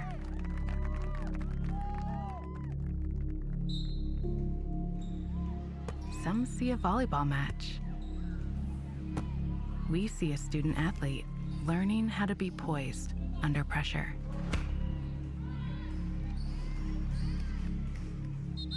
Some see a high school football stadium. We see the one place where the whole community comes together. Proud to keep education in front of athletics since 1903. As more club and travel sports pop up every year, they often muddy the waters on what the purpose of sports should be for student athletes at this age. But high school sports are different. It's not about becoming the best athletes, it's about becoming the best people. It's not about scholarships, it's about coaches mentoring you, camaraderie with your teammates, and the connection you build with your school community. It's not about year-round training. It's about developing resilience, responsibility, and a strong work ethic for life. It's not about what am I going to get out of this, it's about playing for something bigger than yourself, for your team, your school, and your entire community. High school sports help us grow in ways that will serve us for the rest of our lives, not just in the game. I'm IHSAA Commissioner Paul Neidig. Support what makes education-based athletics different by buying a ticket to your high school's athletic events. This is developing students as people. This is fulfilling a greater purpose. This is your IHSAA. As a 9-Star Connect Electric customer, you're already connected to something powerful. Now, get connected to something even more powerful. High-speed fiber internet in your home. Experience the 9-Star difference. Visit 9starconnect.com. Are you a 9-Star Connect Electric customer? Did you know the same great service you trust for your electricity can power your connection to the digital world? That's because high-speed fiber internet is available to your home. Visit 9starconnect.com today. In life and in high school sports, the most talented person doesn't always win. And the most successful people are not always the most gifted. I'm Owen Fouts from Yorktown High School. And I'm Lena Jones from Plymouth High School. More often than not, success requires being what other people are unwilling to be. Consistent, disciplined, persistent, without taking shortcuts. It's often the most dedicated, hardest working person or team that rises to the top. The ones who run extra drills, who stay late in the weight room, who put in time after practice. They say hard work beats talent when talent doesn't work hard, and those who rise to the challenge are met with the greatest rewards. I'm IHSAA Commissioner Paul Neidig. Support the hard work of our student athletes by buying a ticket to your school's athletic events. Thank you for being a champion of high school sports. This is consistency and commitment. This is discipline and dedication. This is your IHSAA. It's not easy being a high schooler these days. We juggle a lot each day between schoolwork, activities, jobs, and friends. On top of all that, we're multi-sport student athletes. I'm Danae Klein, and I play volleyball, basketball, and softball for South Putnam High School. And I'm Tyler Stanger, a wrestler and track and field student athlete at East Central High School. It's hard physically and mentally exhausting yourself in practice. It's hard coming back and doing it again the next day and the next and the next. It's hard competing at a high level week in and week out. But life is hard, and high school sports prepare us for it. With every practice, every game, every win, and every loss. I'm IHSAA Commissioner Paul Neidig. Be a champion of high school sports and the life lessons they teach by buying a ticket to your high school's athletic events. This is developing character, perseverance, and work ethic. This is preparing for life. This is your IHSAA. In sports, only one team walks away with the W. Only one team gets the trophy. And only one player is named MVP. But that doesn't mean everyone else who competed leaves empty-handed. I'm Allie Ward from Boonville High School. And I'm Caleb Ferguson from Columbus North High School. In education-based athletics, no matter who comes out on top, every student athlete walks away having grown as a person. Every team walks away learning invaluable life lessons. From responsibility to collaboration to integrity. We're thankful to have coaches and mentors who always prioritize learning and growing over winning at all. All right, good evening, folks, and welcome here to Eastern Hancock High School in the suburbs of Charlottesville, Indiana, as we get ready for an excellent night of varsity basketball here as the Eastern Hancock Royals are getting ready to host the Triton Central Tigers. Eastern Hancock comes into this game with a record of 7-7, having lost to LaPel last night. Triton Central with a record of 12-2 is one of the top teams in 2A. And I'll say this, though, the Royals' record is very deceiving. I know we're 7-7. We've struggled here this January. This feels like a team that, when we're on, can beat anybody in the state. And when we're off, we can lose to a lot of people as well. Yeah. So that 7-7 record it's not. I mean, it's an earned. We've earned that record, but we're at the same time. I mean, we've played games where I feel like we could beat anybody if we play like that. So this game tonight's going to be a huge game. Going to be huge for preparing for the sectional here in a month. These two teams are going to be sectional opponents, and right now it's one of those where we're going to be hosting the sectional, gives us a slight advantage, but if you want to win a sectional, you're going to have to go through the Triton Central Tigers, so it's going to be a good measuring stick here tonight for the Royals. Yeah. Eastern Hancock is coached by Brett Bechtel. Coach Bechtel has 35 wins in his 3 years here as the head coach of the Royals. Triton Central Tigers, out of the Hoosier Legends Conference, are coached by Mark James. Coach James has 44 wins at Triton Central and only 643 for his career. So he's been coaching. He's been a head coach for 44 years, won a state title at Ben Davis about 10 years ago or so now.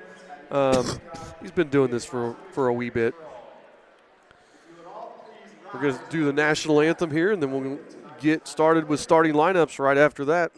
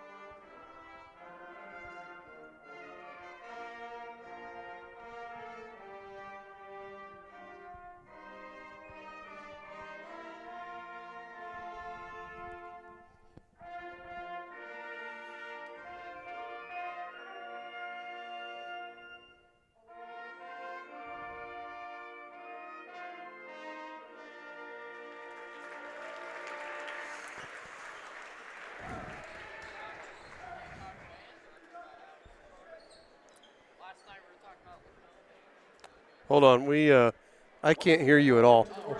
Yep. You got to turn your mic on. Yep.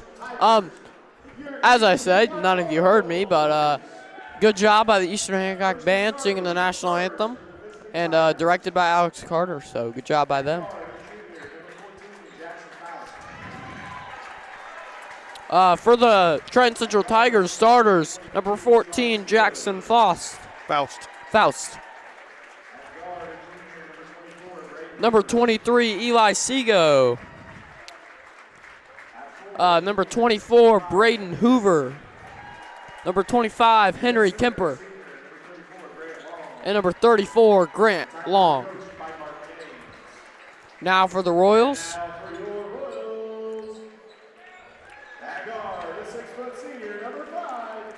At one guard, number 5, Caden Powers, a 6-foot senior. 5'8" senior, number 11, Caleb Rutherford.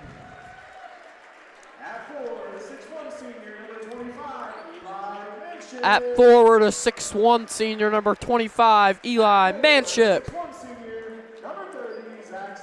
Another 6'1" senior, number 30, Zach Stevens. And at forward, a 6'2" senior, number 35, Luke Manship. They're coached by Brett Bechtel. So these two teams getting ready to meet for the 57th time. It's been a pretty even series. Triton Central leads the overall series 30-26.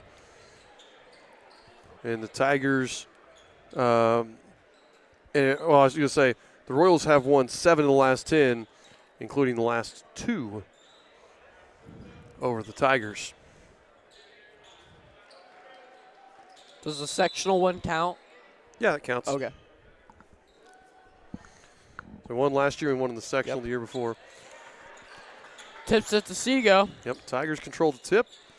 We'll get to see what they want to do offensively here first. Seago nearly lost the handle on it. It's going to be – sorry, I messed you up. No, you're fine. It's going to be fun watching Seago and Powers go at it tonight. Both very good scorers. Seago, one of the best in the state. Eli Manship with the quick hands deflects it, and Caleb Rutherford comes up with that steal there right off the bat. Powers walks it across here, looking to get Eli on the pop. We usually like to run a play right off the bat to Powers to get him going early. So I was kind of surprised there, a little change up what we were doing there. Zach Stevens now up here at the volleyball line. Hands off to Powers. Powers backs out. Stevens with the save. Yeah, that one nearly went out of bounds. 1 minute gone here. Luke Manship working on Faust. Hits over there to Rutherford. Rutherford has it stolen away by Seago. Up ahead to Faust, and Faust lays it up and in for two. Jackson Faust gets the scoring underway here this evening. Seago just has active hands. Oh, yeah. Kemper, Garden, Manship. Manship shovels over to Powers. Powers to Eli Manship.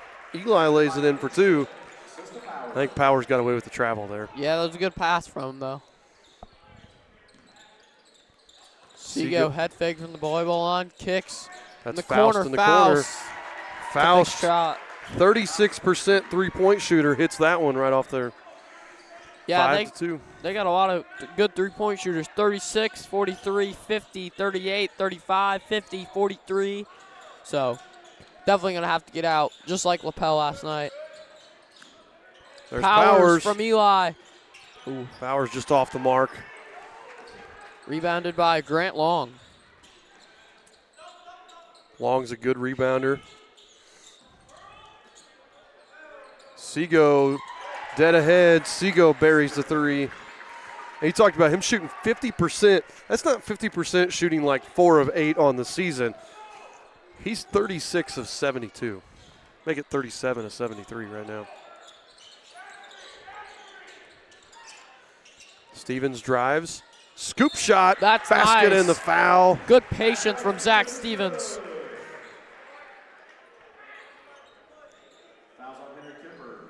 She's a 67% free throw shooter this year.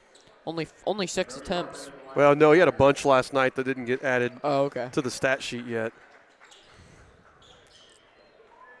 That foul's on Kemper. Yeah, Kemper picks up his first. Stevens leaves that one short. Remembering from last year, Kemper kind of plays like Brendan Trueblood from our team. Just gets a lot of rebounds, hits a couple shots every game, just plays really hard. Or like Eli Manship for us. Just does a lot of dirty work. 8-4 here. Triton Central leads. It looked like Seago's going to pull another one.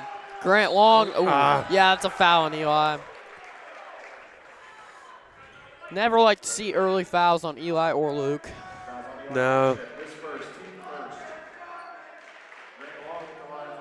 Yeah, he pushed him there. Yep. So Grant Long is 63% free throw shooter at the line. He's going to hit that one. Eli Manship picked up his foul there. Grant Long 1 of 2, and Luke Manship with his first board of the game. 9-4 here. Luke had a little bit of a lane. Kicks it back out to Stevens.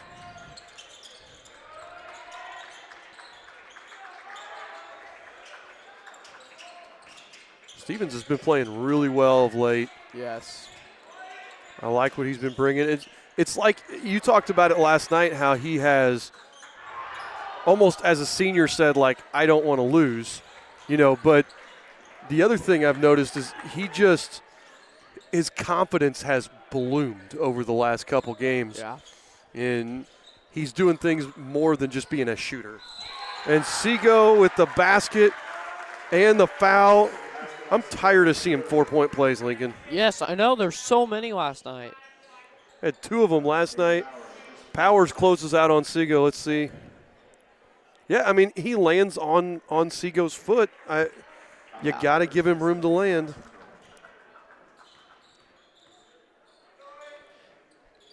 Seago, no on the free throw.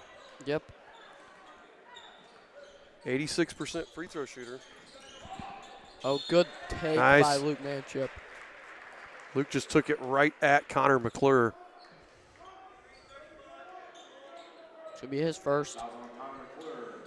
So Luke Manship now at the line.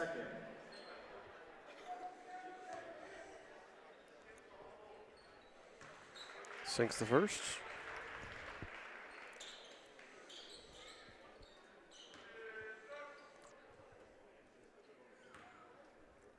Good crowd tonight here for the Royals on this Saturday night. Yeah. Not bad. A late arriving crowd. They just got here right as tip-off was about to happen. So Triton Central brought a good amount too. Yeah. They were very active during the JV game. Inside pass. They get it back up top here to Faust. Now over here to McClure. Looking for a cutter. Finds Brody Hartman. Now Faust again with it. Faust to Hoover. Faust, another drive. Oh, Gets let him all go the way right in. past us. Yep. Big quarter here for him. 7 points. Yep. He only averages 8 a game. Yeah.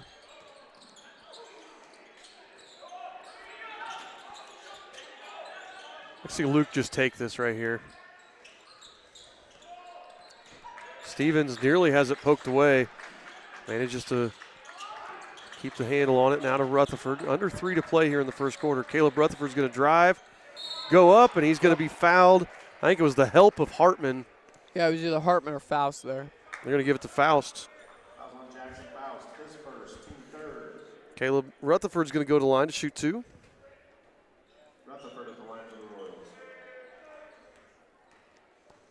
Rutherford an 80 or 78% free throw shooter. Only now 7 of 10 on the season. Looks like Calderon and Kemper are gonna come back in for the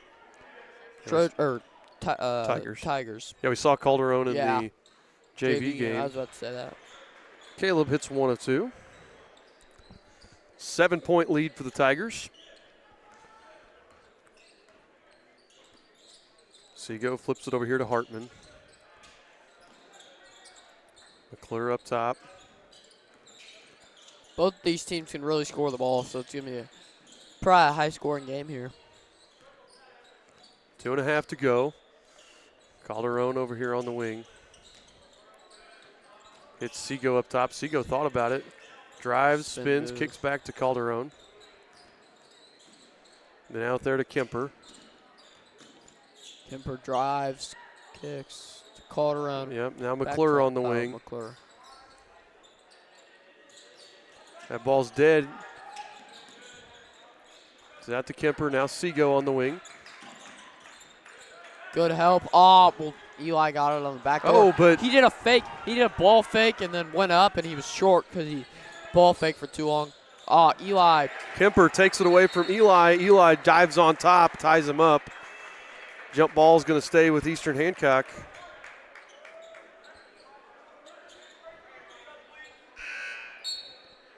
Luke Lewis is going to come in and replace Rutherford.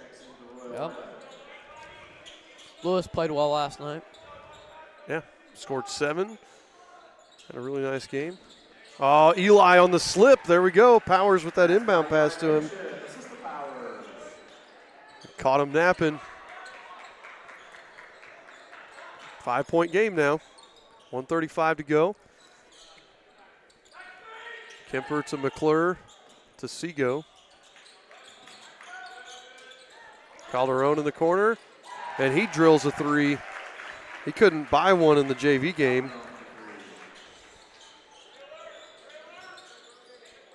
Powers spins in, tough shot with the left hand. Powers got his own rebound, but then it's stolen away from Eli Manship. Seago with the left hand. That was an impressive shot from him. 1 minute to go here in the quarter. Stevens Thought about the step back. Powers pulls up, drills the long two. Assisted by Zach Stevens. I don't know. He dribbled on that one. Yeah. Like he came off and dribbled and came off that. 19-11, 35 seconds to go here in the first.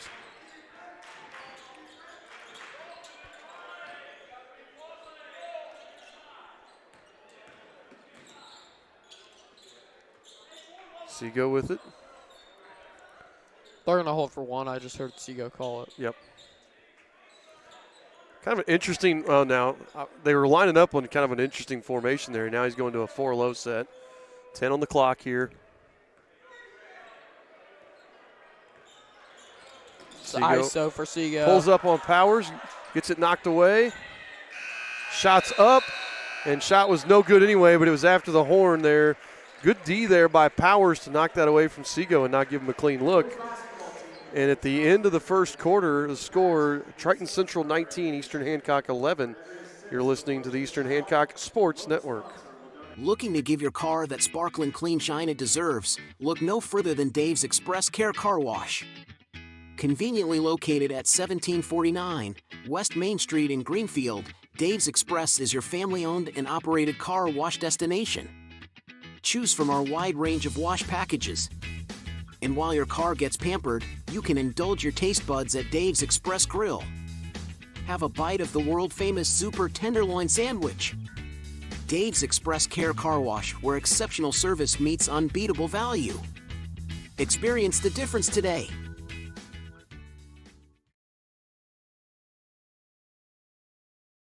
They're key. Yeah. So 19-11, Triton Central leads by 8. And as we were just talking in the commercial break, Triton Central hit 4 threes in that quarter. They were on fire from deep. So, you don't like an 8-point deficit here, but it could be a lot worse the way they're shooting right now. So hopefully water finds their level and we can get back into this one here. The most threes the Tigers have ever made in a game against us is 9, and they're already at 4. So basically almost halfway there. I don't know the exact percentage of the way there because I'm not a math teacher. Triton Central ball here to begin the second quarter. Probably going to look something here for Seago. Yep, top the key three. Outstretch off the Powers, misses. Tipped around, Luke grabs it.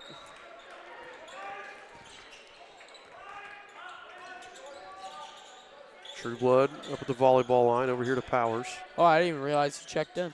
He came in quarter for Rutherford. Powers, bang. Luke Manship to Caden Powers. Like I said, it's going to be fun to watch Seago and Powers duel tonight. Both very good shooters. 14-19 here. Oh, he almost shot there. Yeah, Hoover thought about it. Faust thought about it, back to Hoover.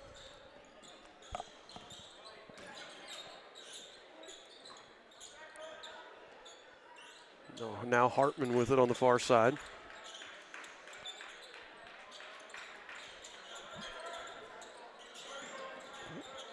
Ball screen slip. Seago left-handed. Yep, just got by everybody. He's got 10. We're going to want to stop him. Can't let him get hot. We won last year by about 15 due to him not scoring the ball great. We played really good defense on him.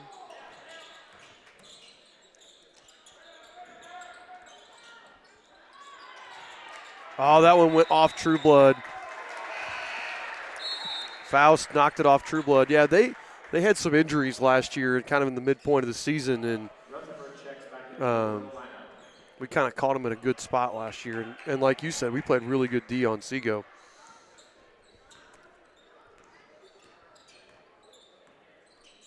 Hartman on the far wing. Hands off to Faust. Good D there by Luke Manship to cut him off.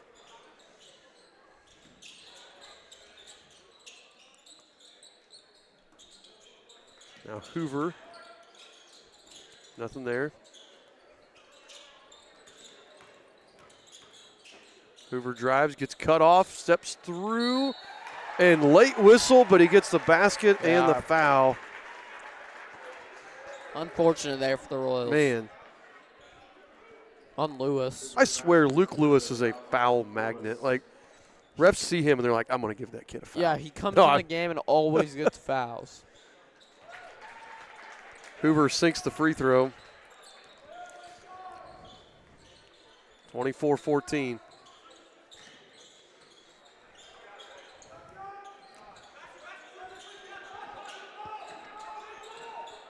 Lewis coming off the screen, and they're going to get Faust with the foul here. That's his second. That's big. And he was just going after a loose ball, but ends up fouling Lewis going for it. So, again, because he's a very good shooter, and he's already got 7 points here tonight. If you can have Park shooters over on the bench and let them get cold, that's never a bad thing. Lewis lost the handle. Turned over. Hoover going the other way. No good. Powers with the save. What a play by Powers, because there were 3 green jerseys right there. Luke just goes through long, and Luke Manship with 2. And that right there is a 4-point swing, because they went from a layup, and I think if Hoover had just stopped and passed it, he would have had a wide open layup. And then Luke Manship going the other way thanks to the hustle from Powers. Hartman goes inside to Hoover, and Hoover with 2 more. There's his layup.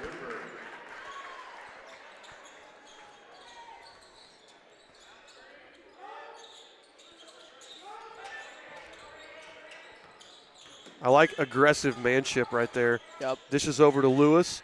Back to Powers. Deep 3 from Powers. Can't get the friendly roll. That was a board by Brody Hartman. Yeah. Hoover goes into Long. And Long, Luke couldn't do anything. Luke Lewis couldn't do anything other than just grab him. Long's got they don't have the heights on there, but Long's got probably 6 inches on Lewis, and he just had to either foul him or let him have it, and he let him have it. So timeout there by Coach Bechtel, 30-second timeout, so we'll stay here with you. Yeah, game's kind of getting away from us right now. It's big. We need a big run here to close the second quarter. Or not even a big run by us, just some stops. Yeah, I mean, right now it stops. They got 28 at this point, and this is a Triton Central team that they're a methodical team. So they're 12-2. They can score a ton of points, but they don't typically. They only average about 56 points a game, and they're one that they just are going to be methodical, and you get a couple stops, and you can get right back in the game, especially with the three-point shooting that the Royals have.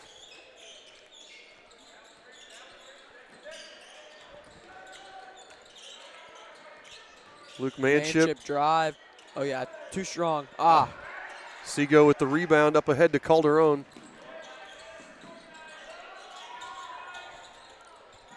And then a poke away there by Trueblood. Steal. Calderon. Nope, Powers gets it. Dunk it. Oh, Luke Manship just too fast the other way.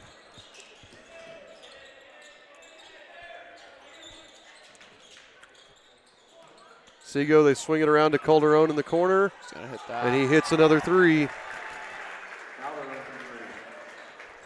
His 6th point of the night. Yeah, he's going to be a lot. He's a three-point shooter for them. That's their 5th 3 of the night. True blood. Right now, I like what we're doing when we get Manship going at the basket. We need to go through Luke here. Kind of like that, where Luke gets pulled down there by Connor McClure. Fell on him.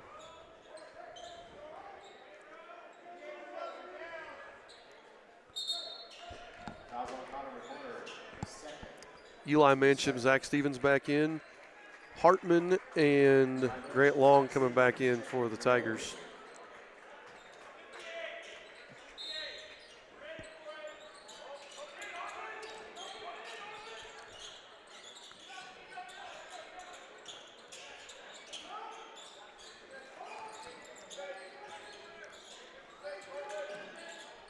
Stevens up top. Stevens hits the cutting Powers. One more over to Eli, and Eli Manship lays it in for 2. Eli's got 6. Powers with another assist there. Yeah, Powers has hit Manship multiple times for good layups.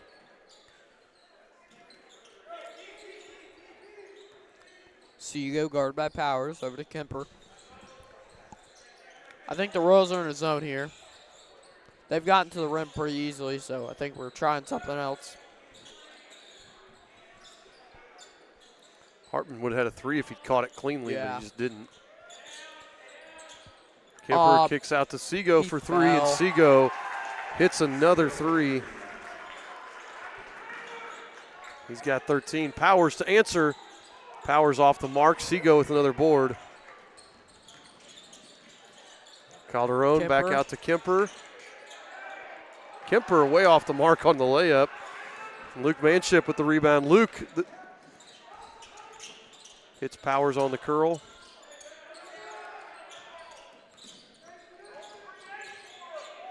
Stevens, step back. Zach Stevens. Cuts the lead to 14. That was nice. 1:27 to go here.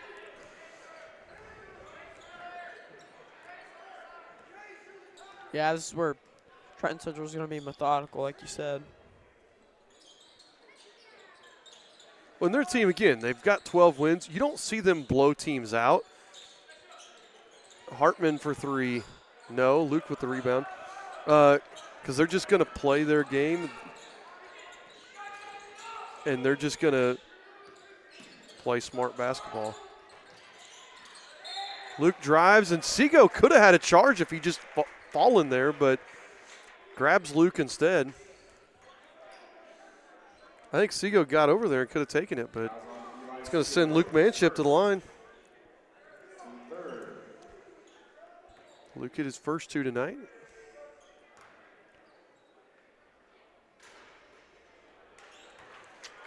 That one bounced out. You got one more coming.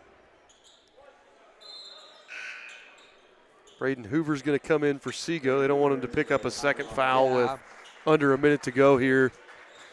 Seago out. I would like to see us attack the rim and maybe try to get some points back here as Luke hits second.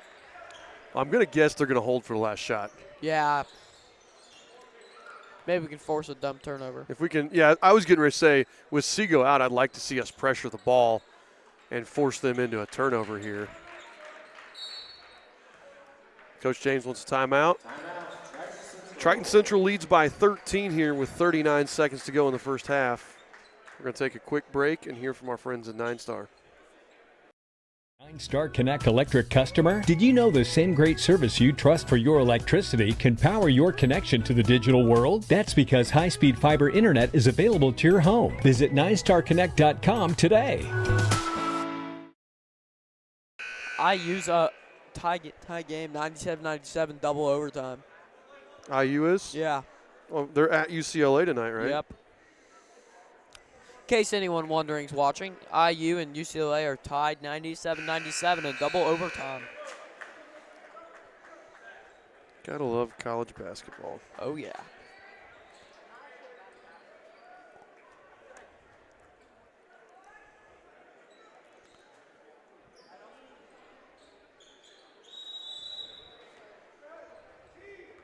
So they brought Seago back in.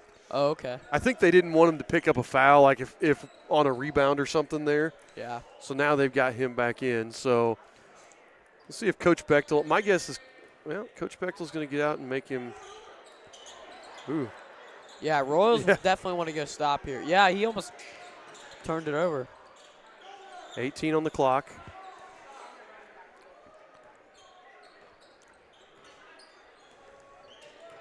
Power, way to get up, Power. Yeah, Seago was back talking to his coach. Yeah, we want to make him give it up.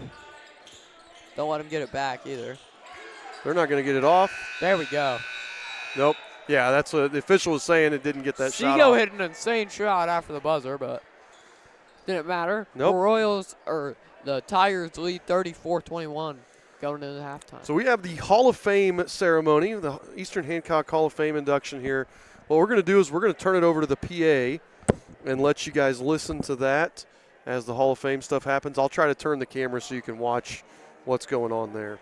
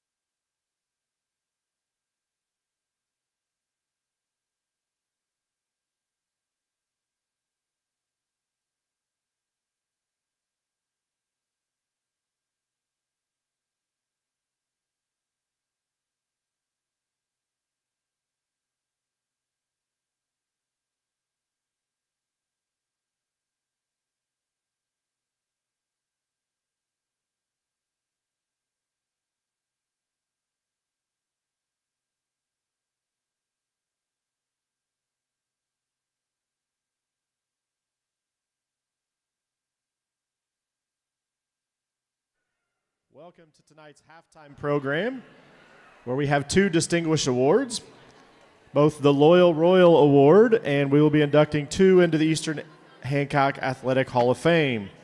Tonight we will start with the Loyal Royal Award. The Eastern Hancock Athletic Boosters present the Loyal Royal Award to individuals who have exemplified the qualities of dedication, school spirit, and sportsmanship over and beyond normal expectations. Tonight's recipients have been deeply involved in Eastern Hancock community for more than 50 years. Jill and Denny Wales met at the Knightstown Eastern Hancock basketball game on December 19th, 1975. They then married on December 18th, 1976. Even their wedding was scheduled around Eastern Hancock events, as the person that officiated the wedding had a son playing in the Eastern Hancock Knightstown game the night before the wedding. Denny was a four-sport athlete and a 1973 EH graduate. Jill graduated from Knightstown High School in 1972, but quickly became a part of the Eastern Hancock community, enjoying a lengthy career as an elementary school teacher at Eastern Hancock.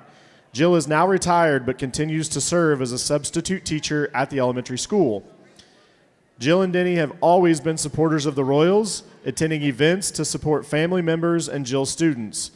Once they had a family of their own, through the unique athletic choices of each of their three children, Jill and Denny attended a large variety of sporting events. Attendance was continued through following the children and grandchildren of friends and former students. Jill and Denny continue to provide funding for special meals and events for teams and assistance to students in need. As an example of their continued involvement, a recent weekend saw Jill and Denny attend their granddaughter's basketball games in Cincinnati, then make a side trip on home to watch the Eastern Hancock girls play in Union County on the way home. The Eastern Hancock Athletic Boosters are pleased to recognize Jill and Denny Wales for their dedication to Eastern Hancock and our Royal athletes by presenting them with the Loyal Royal Award.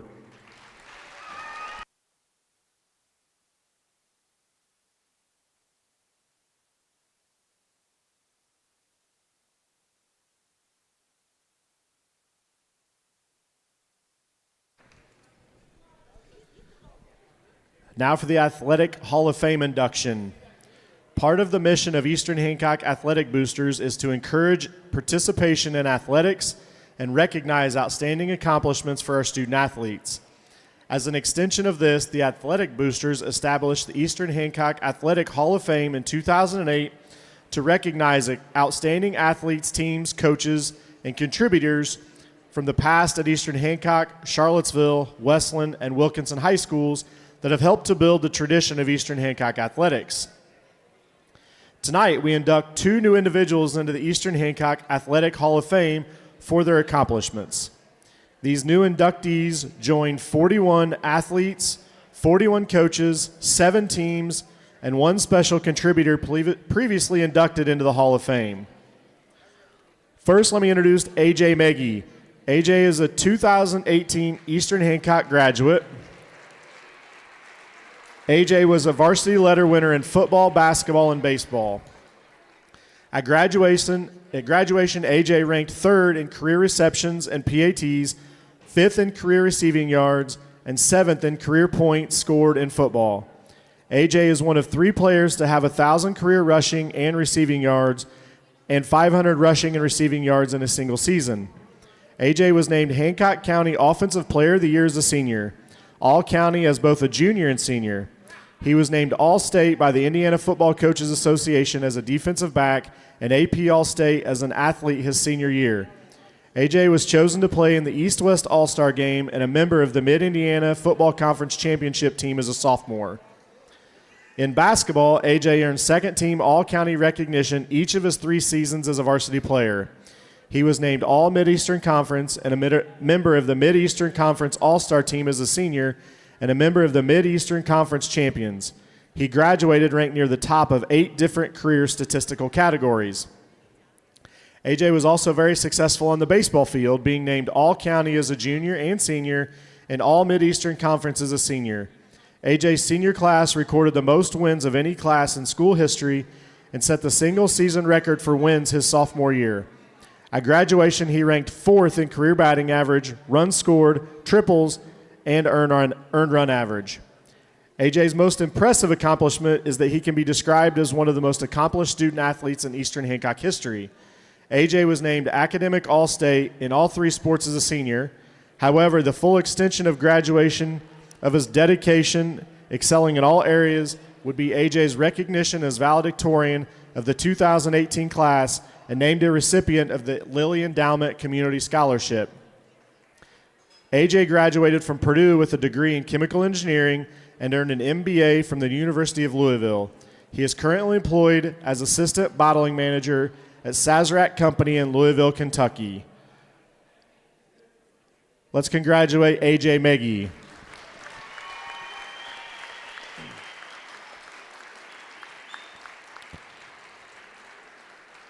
Next, we have Addison True. Addison is also a 2018 graduate of Eastern Hancock. Addison was a 4-year starter in both basketball and baseball. In baseball, Addison was named All-Mid-Eastern Conference as a senior and All-County as a junior and senior. He graduated as the career leader in defensive assists and 2nd in career hits. Addison had a .363 career batting average. He was a member of the senior class with the most career wins and the team with the most single-season wins in school history as a sophomore. Addison's basketball career was one of great consistency. He graduated as the career leader in games played, points scored, rebounds, and steals, while ranking 2nd, 3rd, or 4th in 5 other categories. Addison holds the school record for steals in a game with 10.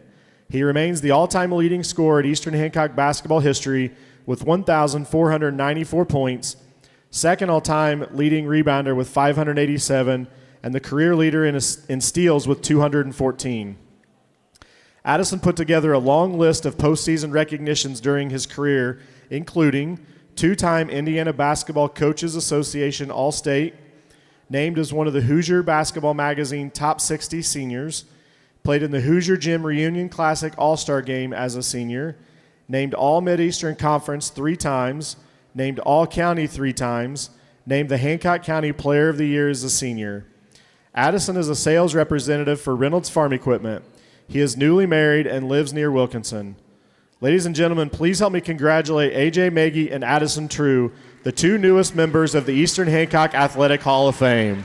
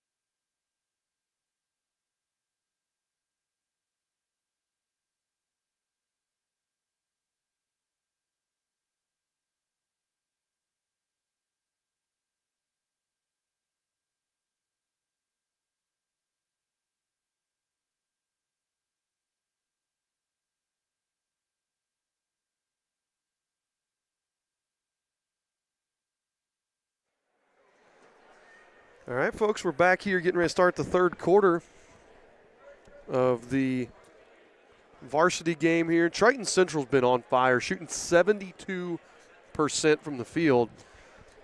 Although the thing is, really, all they've shot are threes and layups. We haven't done a great job of keeping them away from the rim. Yeah. So they haven't had to shoot a lot of those mid-range shots. But they did cool off a little bit from deep. But they had 4 in the first quarter, but still Triton Central shooting well. Hopefully that halftime cooled them off a little bit here. The Royals can get back in this. And we've been in this situation several times, down double figures at half. Yep. And come back and had really good starts. Manship lost that one, and then they're going to call Eli with the push on Kemper. That's his second foul. I was going to say, Coach Bechtel, he had an adjustment. He said something about trying to get them off balance. They were going to throw a different defense at him. And, of course, my dumb self walked out of the locker room as soon as he started saying that. So I don't know what defense they're going to be in. We wouldn't want to tell everybody, though. Oh. Not that they're going to use it for this game, but we don't always want to tell Yeah. everybody for future games. Yep. Not trying to cut you off. Yeah, but no, you're good. Looks like they're in a 2-3. Yeah. Aaron Spalding has a tendency to call out plays by name. Oh, yeah. And then at the Greenfield game, yeah. And Kemper with an offensive board. Sometimes that gives teams a chance to scout us there. Stevens with the steal. Good thing we delete him after the night. Oh, yeah. Good work, Eli. Good Eli job, Manship. Eli having a good scoring night tonight. Yeah, he's got 8.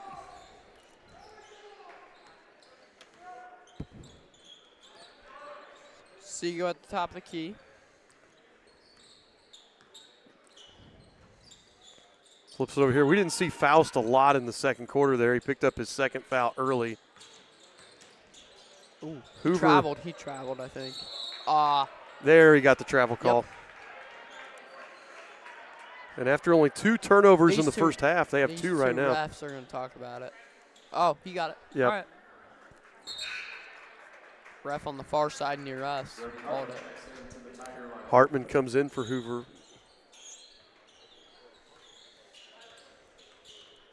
Royals got the lead down to 11. A little under 6.5 to play. Powers spin move, scoop shot. That's nice. And I don't know how he got that under the arm Yeah, there it was to a good hit that. Bad angle, still made it look like a good angle. It was a good shot by Powers. He's the master of that spin move. Seago again. Over to Kemper. Yep. Seago tries to drive on Powers. Kick. 3, no good. Good box out from Eli. I know it's like little, but still, it made an impact. It helped Powers get the rebound so that they didn't have another chance to score. And then Eli Manship for 3. Powers with his 4th assist, and all of a sudden it's a 6-point game. Caden Powers, the 3-line Manship.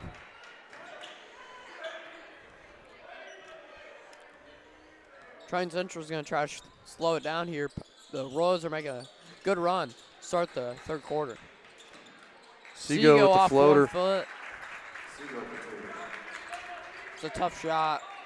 Usually we want him taking something like that. He was just a little too open. Manship. Luke in the corner. Another Back one. to Eli for another Eli. 3. Another one. Eli from Luke. The brother 3-lie. Eli Manship with 8 this quarter. Yes. 14 for the game. 3-lie Manship coming alive. He's only hit 4 threes all season. I know. So and now he's a capable three-point shooter, but he hasn't looked to shoot lately. And, that's where you're going to say, we're going to let the kid who's only hit 4 all year. Exactly. We're going to let him shoot. I'll take it. There's I don't remember his name from Monroe Central, but he hit the first 2 shots of the game. They were both threes. He shoots 15% from 3 on the season, and he hits both threes, and we're like, what's happening? Like, he's not supposed to hit that. But well, and that's where, as a coach, you're going to say, look, it's the law of averages. I'm going to let somebody who's not shown that they can do it, I'm going to let them exactly have that shot and take away something else. Just like, they've got competent shooters everywhere, but we're going to let anybody have a shot over Seago having a shot from 3. They're going to let anybody have a shot over Powers having a shot. So they doubled. If you saw in that play, what they did is they didn't want Luke getting to the basket, so they doubled on Luke, or helped on Luke real quick, and left Eli. So 5-point game. They're definitely not going to leave him open now, though. No. After he's hit 2 in a row. Cut the lead to 5. Those are 2 big shots from Eli Manship, and good passes. I don't remember exactly. I think it was Powers and Luke. Seago short. Luke Manship with the rebound. Yeah, it was a tough 3.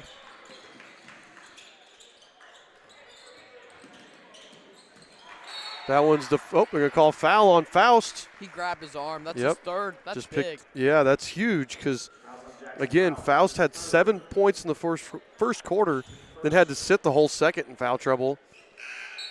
Triton Central started the game with all the momentum. It's momentum bars all the way over for the Eastern Hancock Royals.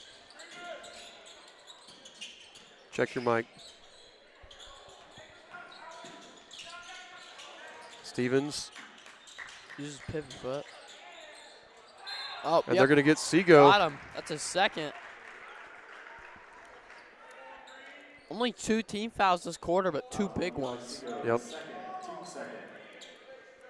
If he picks up another one, he's going to get pulled out. Nah, they'll leave him in, I think.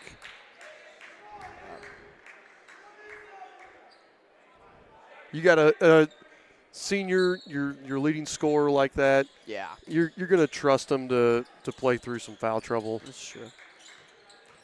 Good drive from Rutherford. Rutherford just lost it out of bounds. That's a good drive. He just lost the hand. Yeah, he just long slid over and he crashed into him. So Royals trail by 5, 4:25 to go here. Long's a big body on a 5'8" guard. It probably intimidated him a little bit. Hoover finds Long. They switched Seago to a wing, so he can do that right there, but good defense. Powers with the block, but then Seago with the rebound and putback. He's got 17 now.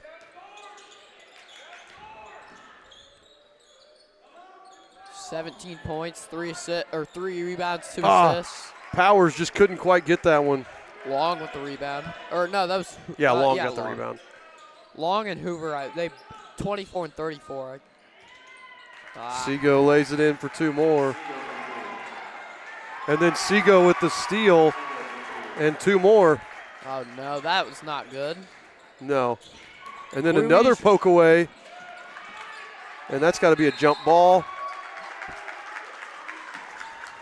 I didn't even see the replay on this. Watch the replay of his steal here. He hits the left-handed layup. And Powers just trying to throw it in, just throws it right to Seago.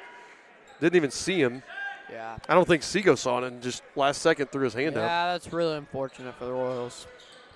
It was a 5-point game. Now it's back to an 11. Hartman up top. Swings over to Hoover. They definitely want to get a lot of deflections here. Even if they don't get the steal, they still want a deflection to throw off Triton Central's rhythm. Yep.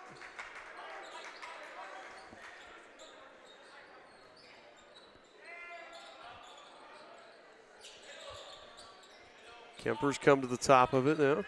And back to Hartman, back to Hoover. Finds Seago. Seago penetrates. Over to Hoover. Hoover knocks down the 3. First person not named Seago to score for them this quarter. 2.5 to go. Luke goes right at Long, no good. Good, Eli. Taps it right to Eli. And Eli Manship doing his best Caden Powers impression, filling up the scoring here. Exactly. Good quarter from him, big quarter from him. Other than those last couple buckets by Seago, he's been the reason why the Royals have been in this game. He's got 10 this quarter. I think we talked about it. It's just a senior not wanting to leave the season short. As Seago makes Powers fall to the ground. Now he's got 10 this quarter.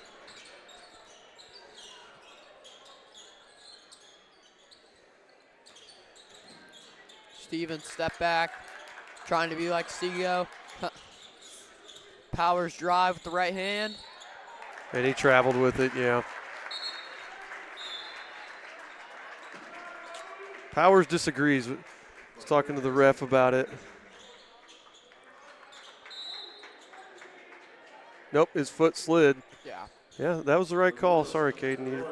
We just have a little cleaner court. Yeah, that foot did slide. Luke Lewis comes in for Caleb Rutherford here. He's a good on-ball defender. Hopefully he can beat a disruption up there. Seago for 3. Hits another one. He's got 13 this quarter. Kids watching at home, if you ever want to score a lot of points, watch Eli Seago do it. Yeah. He's got 26 now for the game. And like most people think of him just as a shooter, but he's getting to the rim so well. Full timeout by Bechtel. That's their 8th 3 of the game, too.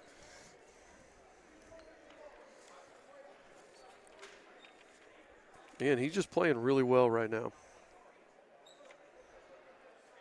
Now, I do want to shout out for Eli. 16, are we right on 16 for him? That is a career high for Eli Manship. Last time his previous career high was 15 against Daleville back in the 2023-2024 season as a sophomore. I believe he did that with getting nailed in the mouth, and he had to get stitches after the game, I think.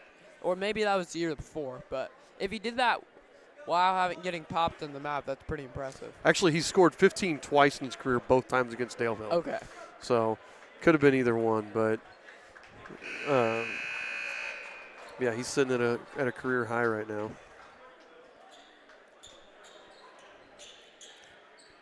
Seago's not quite there yet, but the last time someone of an opponent did that to the Royals was Braylon Mullins. That did what? Like scored a lot of like that around that amount of points. He scored 41. Steal by Hartman. No good. Powers Stevens comes away with the rebound.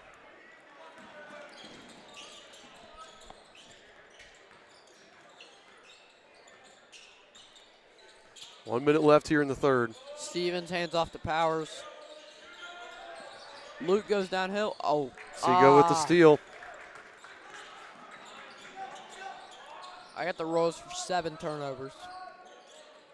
I have us with 9. I think I updated it at the half. Oh, okay. Royals down 17 here. It's not what we like to see. Looked like we shoved off there. Kicks out to Kemper. 30 seconds on the clock. Back to Seago at the logo.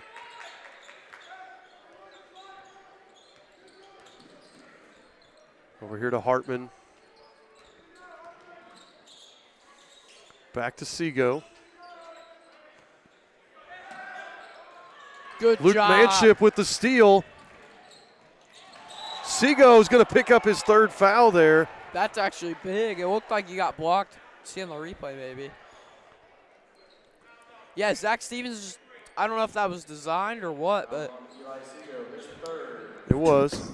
Zach runs at him, tried to get him to throw that skip pass there. Yep, and Luke Manship came away with a deflection, goes to the rim, gets a foul call, and Seago's going to pick up his 3rd foul. That's big for the Royals. Brennan Trueblood is going to check in for Eli here towards the end of this 3rd quarter.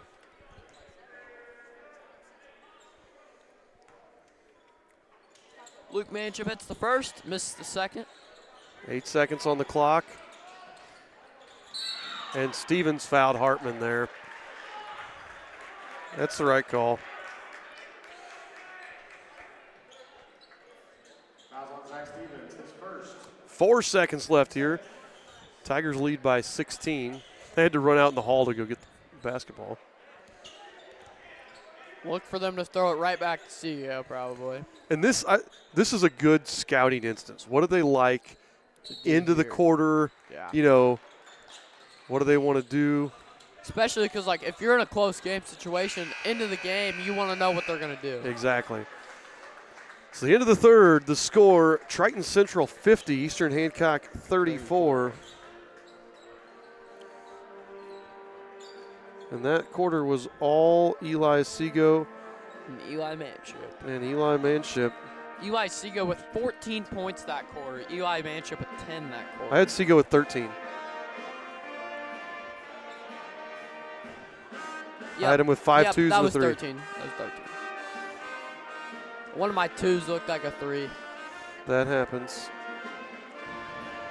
All right, it's time for our Dave's Express Care trivia question. This one, you might be able to get this, you might not. I don't know. Tonight's Hall of Fame inductees were Addison True and A.J. Meggie. Both of them wore multiple numbers as varsity basketball players. Can you tell me what numbers, and you remember, you got to wait, think about it, write them down if you want, but what numbers did Addison and A.J. wear in their basketball careers? Again, both of them wore multiple numbers.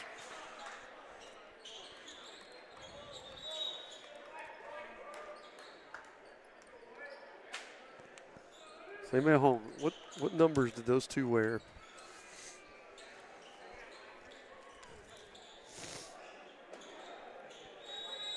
All right. Zach Stevens inbounding the ball here in this beginning of the fourth quarter.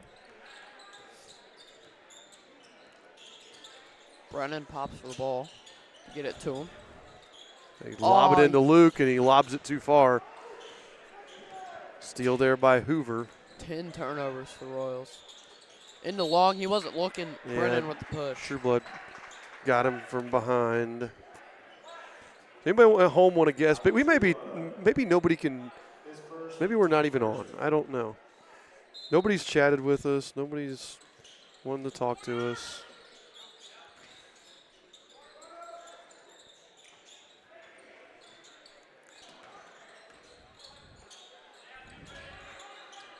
June Cullison guesses 5, 10, and 21.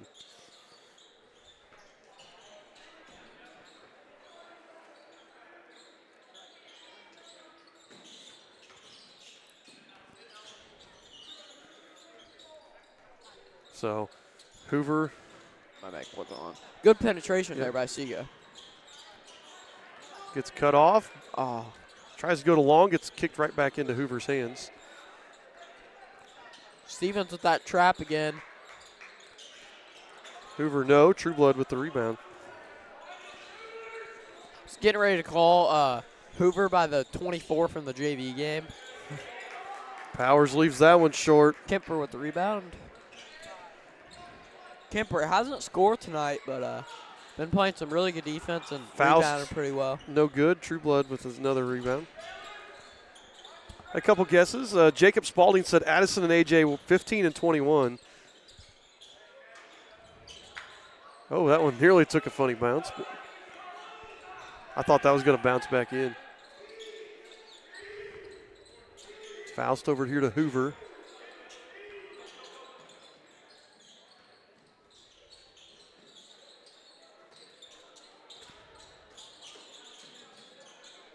Hoover to Faust to Seago. Now there's Kemper in the middle. Ow. Faust rises up, too strong. Rebound Lewis, but then he lost it to Grant Long. Coach James wants a timeout as Long hits that shot. So a couple guesses, like I said. Junie Cullison. I'm guessing that's Junie. That's his daughter's name. 5, 10, 21. Jacob Spalding says Addison and AJ both wore 15 and 21. And he says AJ wore 25, I believe.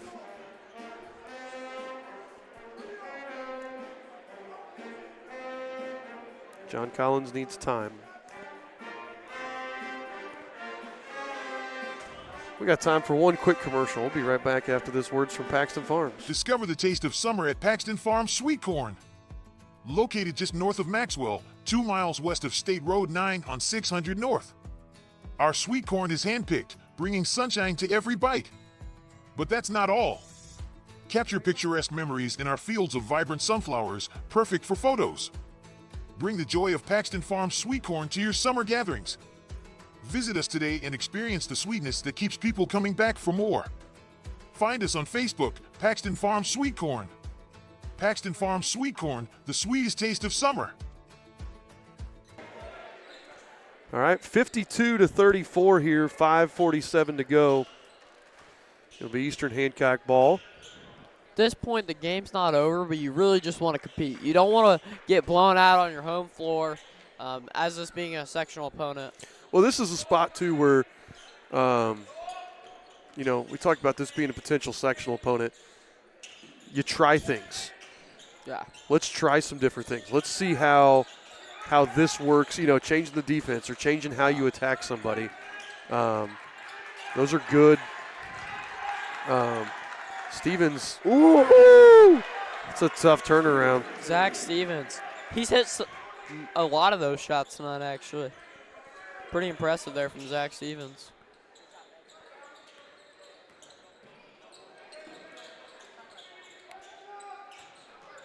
Faust with the reverse layup.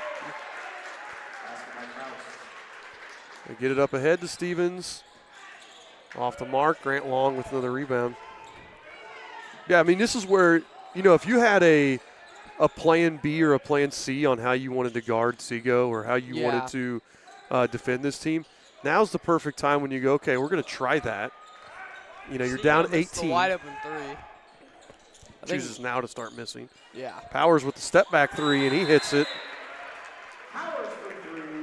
Good shot by Powers.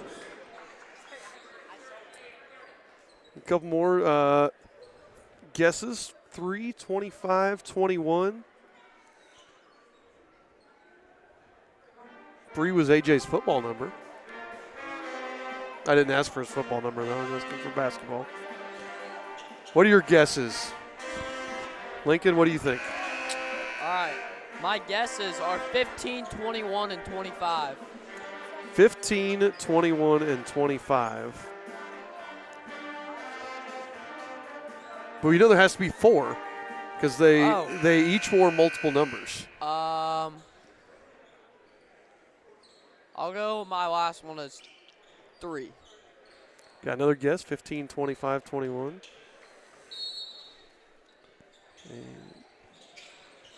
Got a lot of answers here from the chat. Oh, looks like the Royals are going to be in a trapping press here to try to force a turnover. Almost worked.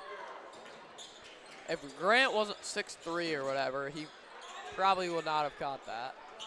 Well, we did this last night against Lapel Bulldogs, and we did it a little bit against Greenfield Central, and they folded under it. They could not handle it at all. Yeah, it worked really well against Greenfield. Lapel was able to hit their shots. It didn't work quite so well.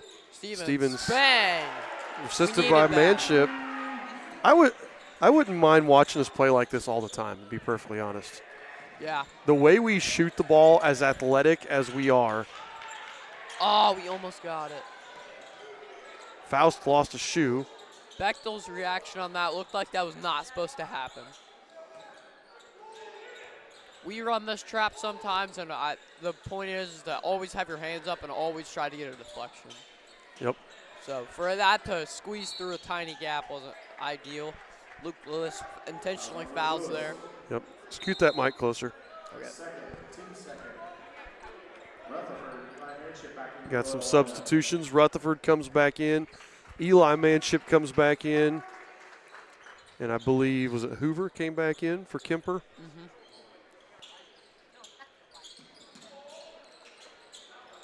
Seago breakaway layup. Yep, Seago gets the layup. First points of the quarter.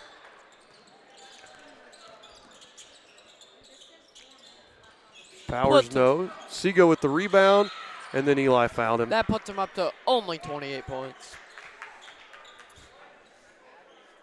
Eli's third foul. 28 is the third most that we have ever allowed, tied for third most we've ever allowed by a Triton Central Tiger. You'd get extreme bonus points if you could tell me the top 2 scorers all time. For Eastern Hancock basketball? Hold on. Who hit that shot? I'll be right back. McClure. All right, guys, I'm alone. McClure hit that basket. Seago all the way, and he's going to take it in for 2. That brings it up to a 20-point lead for the Trojans or Tigers. Was that Seago? Yeah. Okay, sorry, I was 30. fixing the camera. Powers, no. Gets his own board. Puts it back, no. Seago with another rebound.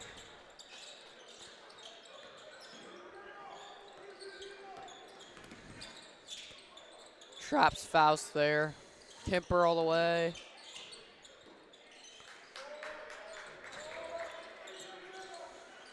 Faust to Hoover.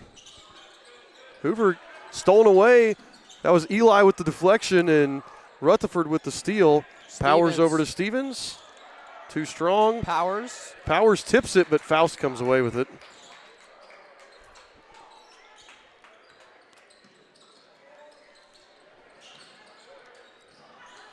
Playing patty cake. Ooh, blocked by Powers. Yep. Patty cake, Yeah. patty cake. Baker's man. McClure and Kemper were just like, I don't want to shoot it. You shoot it. Yep. Seago over to Kemper. Kemper's got 2 more. His first, actually 2. That's his first 2 of the game. Waiting on a stoppage of play so we can give you the answer of our trivia. Yeah. I don't know if we're going to get one. Luke Manship. Manship. He gave him a 3. I think his toe was on the line. I'll go ahead and give it to you because I don't know if we're going to get a stoppage here. Yep, there we go. Our trivia, what numbers did those 2 young men wear? A.J. Meggie wore 51, 25, and 15. Addison True wore 10 and 21. A.J. wore 51 as a freshman, 25 as a sophomore, and 15 his last 2 years. John Middleton, congrats on the win. Well, does that count as a second guess? He just added to what he had. Oh, okay. Well, he changed it. He said 25 initially. He got it between the 2 guesses. Lewis kind of tackles Calderon there.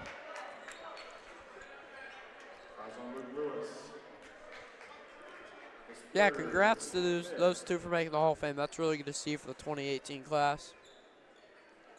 Both very good athletes and even better people. What'd you say? I said both very good athletes and very good people as well. Calderon missed the first. You got JV in now for the Tigers. I know Bechtel as a competitor just hates to see this get to like a 20-point scheme, but hopefully we can get him back in the sectional. Eli on the drive, kick to Rutherford, almost on the volleyball line. Air ball. Leaves it short. Trueblood with the rebound. Eli wanted another one there. Bailey grabs the rebound. We saw a lot of these guys, all of these guys in the JV game. Well, and, you're right. You don't want to lose by 20 points here, 19 points.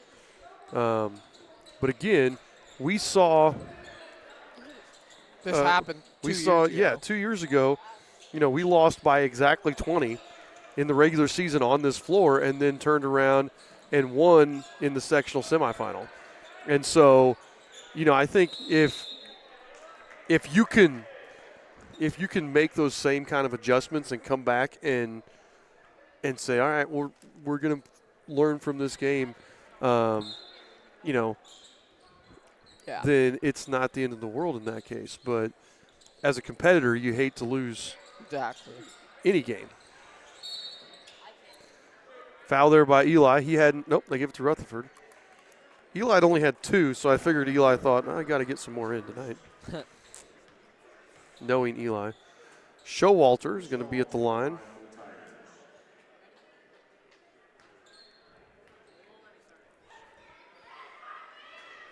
Saw him in the JV game. He played pretty well. Yes, he did.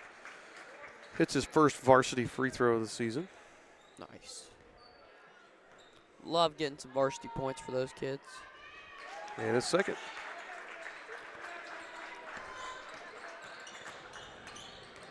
Lewis drives, kicks to Caleb. 3. Rutherford hits a 3, assisted by Lewis.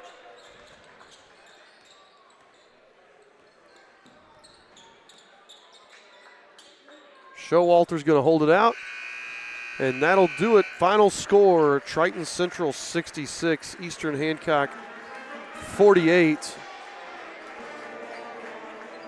Yep. And the Tigers just shot off the charts. Oh, yeah. Tonight. We did not, that's for sure. Yeah, we did not. That's 2 nights in a row that we've gone a little cold. So we're going to do a quick commercial, and we'll be back with our final stats after this. Some see a wrestling match. We see a 6-minute lesson in grit.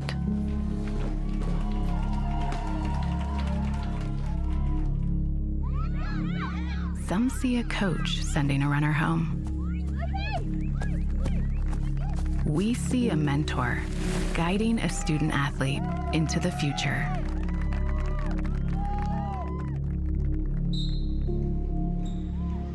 Some see a volleyball match. We see a student athlete learning how to be poised under pressure.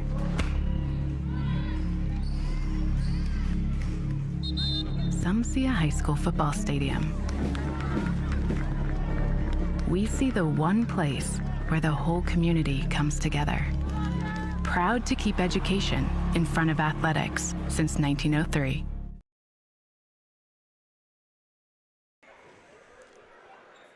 All right. So here for the 9-Star Connect postgame show.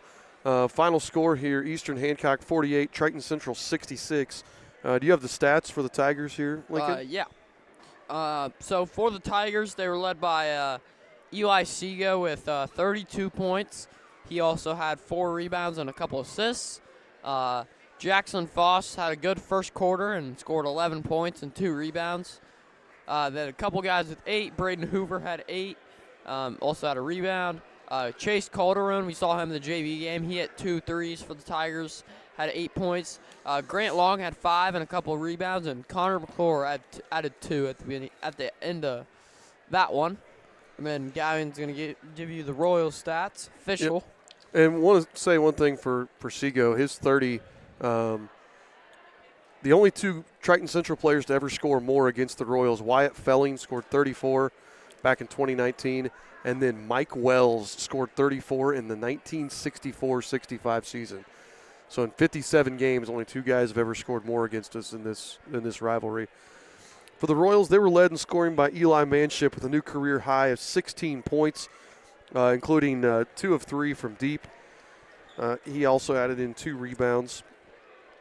Next up was Caden Powers. He had 10 points, 5 rebounds, 4 assists, 2 blocks. Another kind of stat-filling night for Caden. Zach Stevens chipped in 9 and a rebound. Luke Manship had 9 points, only held to 7 rebounds, so he's been averaging 13. Yeah. They did a good job of finding him and putting a body on him and not letting him get a lot of those easy rebounds. He did have 3 assists. And then rounding out the scoring for the Royals was Caleb Rutherford with 4. And, really, you look at that, and we had 5 guys score. And Rutherford, he had that 3 right there at the end with 8 seconds left. So, really, you're looking at, and he had, I think, a free throw earlier. But when your scoring is coming from 4 guys there, that's not what we've been doing the last couple games. The last couple games, when we've been playing really well, everybody's scoring. We've seen guys just 5, 7, 9 points across the board, and the Tigers held us down here tonight. We didn't do very well with that. For the game, we shot 41% from 3. That's not you'll take bad at all. You'll take 41% every night, but it's just the Tigers were just on fire. They shot 50% from 3, 8 of 16. They shot 62% for the game from the field in general. And just one of those games that our 12 turnovers to their 6 kind of hurt us, and they were just on fire. And, the thing I love about watching high school basketball is, we hope to see these guys again. Yeah. You're going to hope now. I know what these boys are like. I know what that locker room's like right now. They're sitting there going, man, I wish we played these guys again tomorrow. Exactly. They're saying, I want to draw these guys. I want to play these guys in the sectional because I want another shot at them. Yeah. And so we'll see where we can get there. Well, hopefully we can do that. I do, before we go anywhere, I want to talk about, if I can get 9-star graphic off, the girls basketball sectionals at Heritage Christian this coming week. The Royals play Crystal House Wednesday at 6. So we will have that game for you. I know Coach Knight and I are going to be there on Wednesday at 6. Should they win, then they'll be back in action Friday night against the winner of Triton Central Irvington Prep.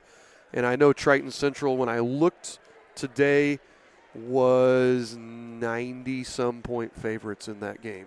90? 90. Wow. So if that holds, they would be likely to win that game, which would lead to an Eastern Triton matchup 6 days from now, if that can happen, if those two teams can win on Wednesday night. So if you're a Triton Central fan, we'll have those games for you on Friday night. We will not have the Wednesday night Triton Central game, but I wanted to give that for the ladies because they had a good season this year. So Eastern Hancock falls to 7-8 on the season. Triton Central improves their record to 14-2. What else you got, Lincoln? Are we going to pick a Paxton Farm Sweet Corn play of the game? Yeah, but I think this one's obvious. Yeah, 3-line Manship hits his fifth and sixth three-pointer on the season. I thought his effort and energy was good tonight, as always. He was the only one I felt like was on offensively tonight. Powers played decent. He hit a couple threes, but I thought he was a good spark for the Royals, and hopefully everyone can start playing better next week, and Royals can get 2 dubs. Yep, you're right. It had to be Eli. He did a little bit of everything tonight. So, again, we want to thank everybody who tuned in here this evening. Next week, I do want to say the only games we'll have next week are the girls' sectional games. So we will not, we cannot stream the boys' game from Crystal House. So we will not be there. If you want to watch that game, you can watch it in person or you can watch on the NFHS network. I think it's pay-per-view. And then we're just going to have the girls' game or games next week is all we'll have from a streaming standpoint. So thank you guys for tuning in. Thank you, Lincoln, for the last 2 nights. I think Mr. Knight may have to worry about his job if you do any more games. So you might have to talk to him about replacing him. So thank you, Lincoln. I appreciate it. Thank you guys for watching. Anything else before we go? Nope. Everyone have safe travels home through the weather. All right. We'll see you guys next time. Yep.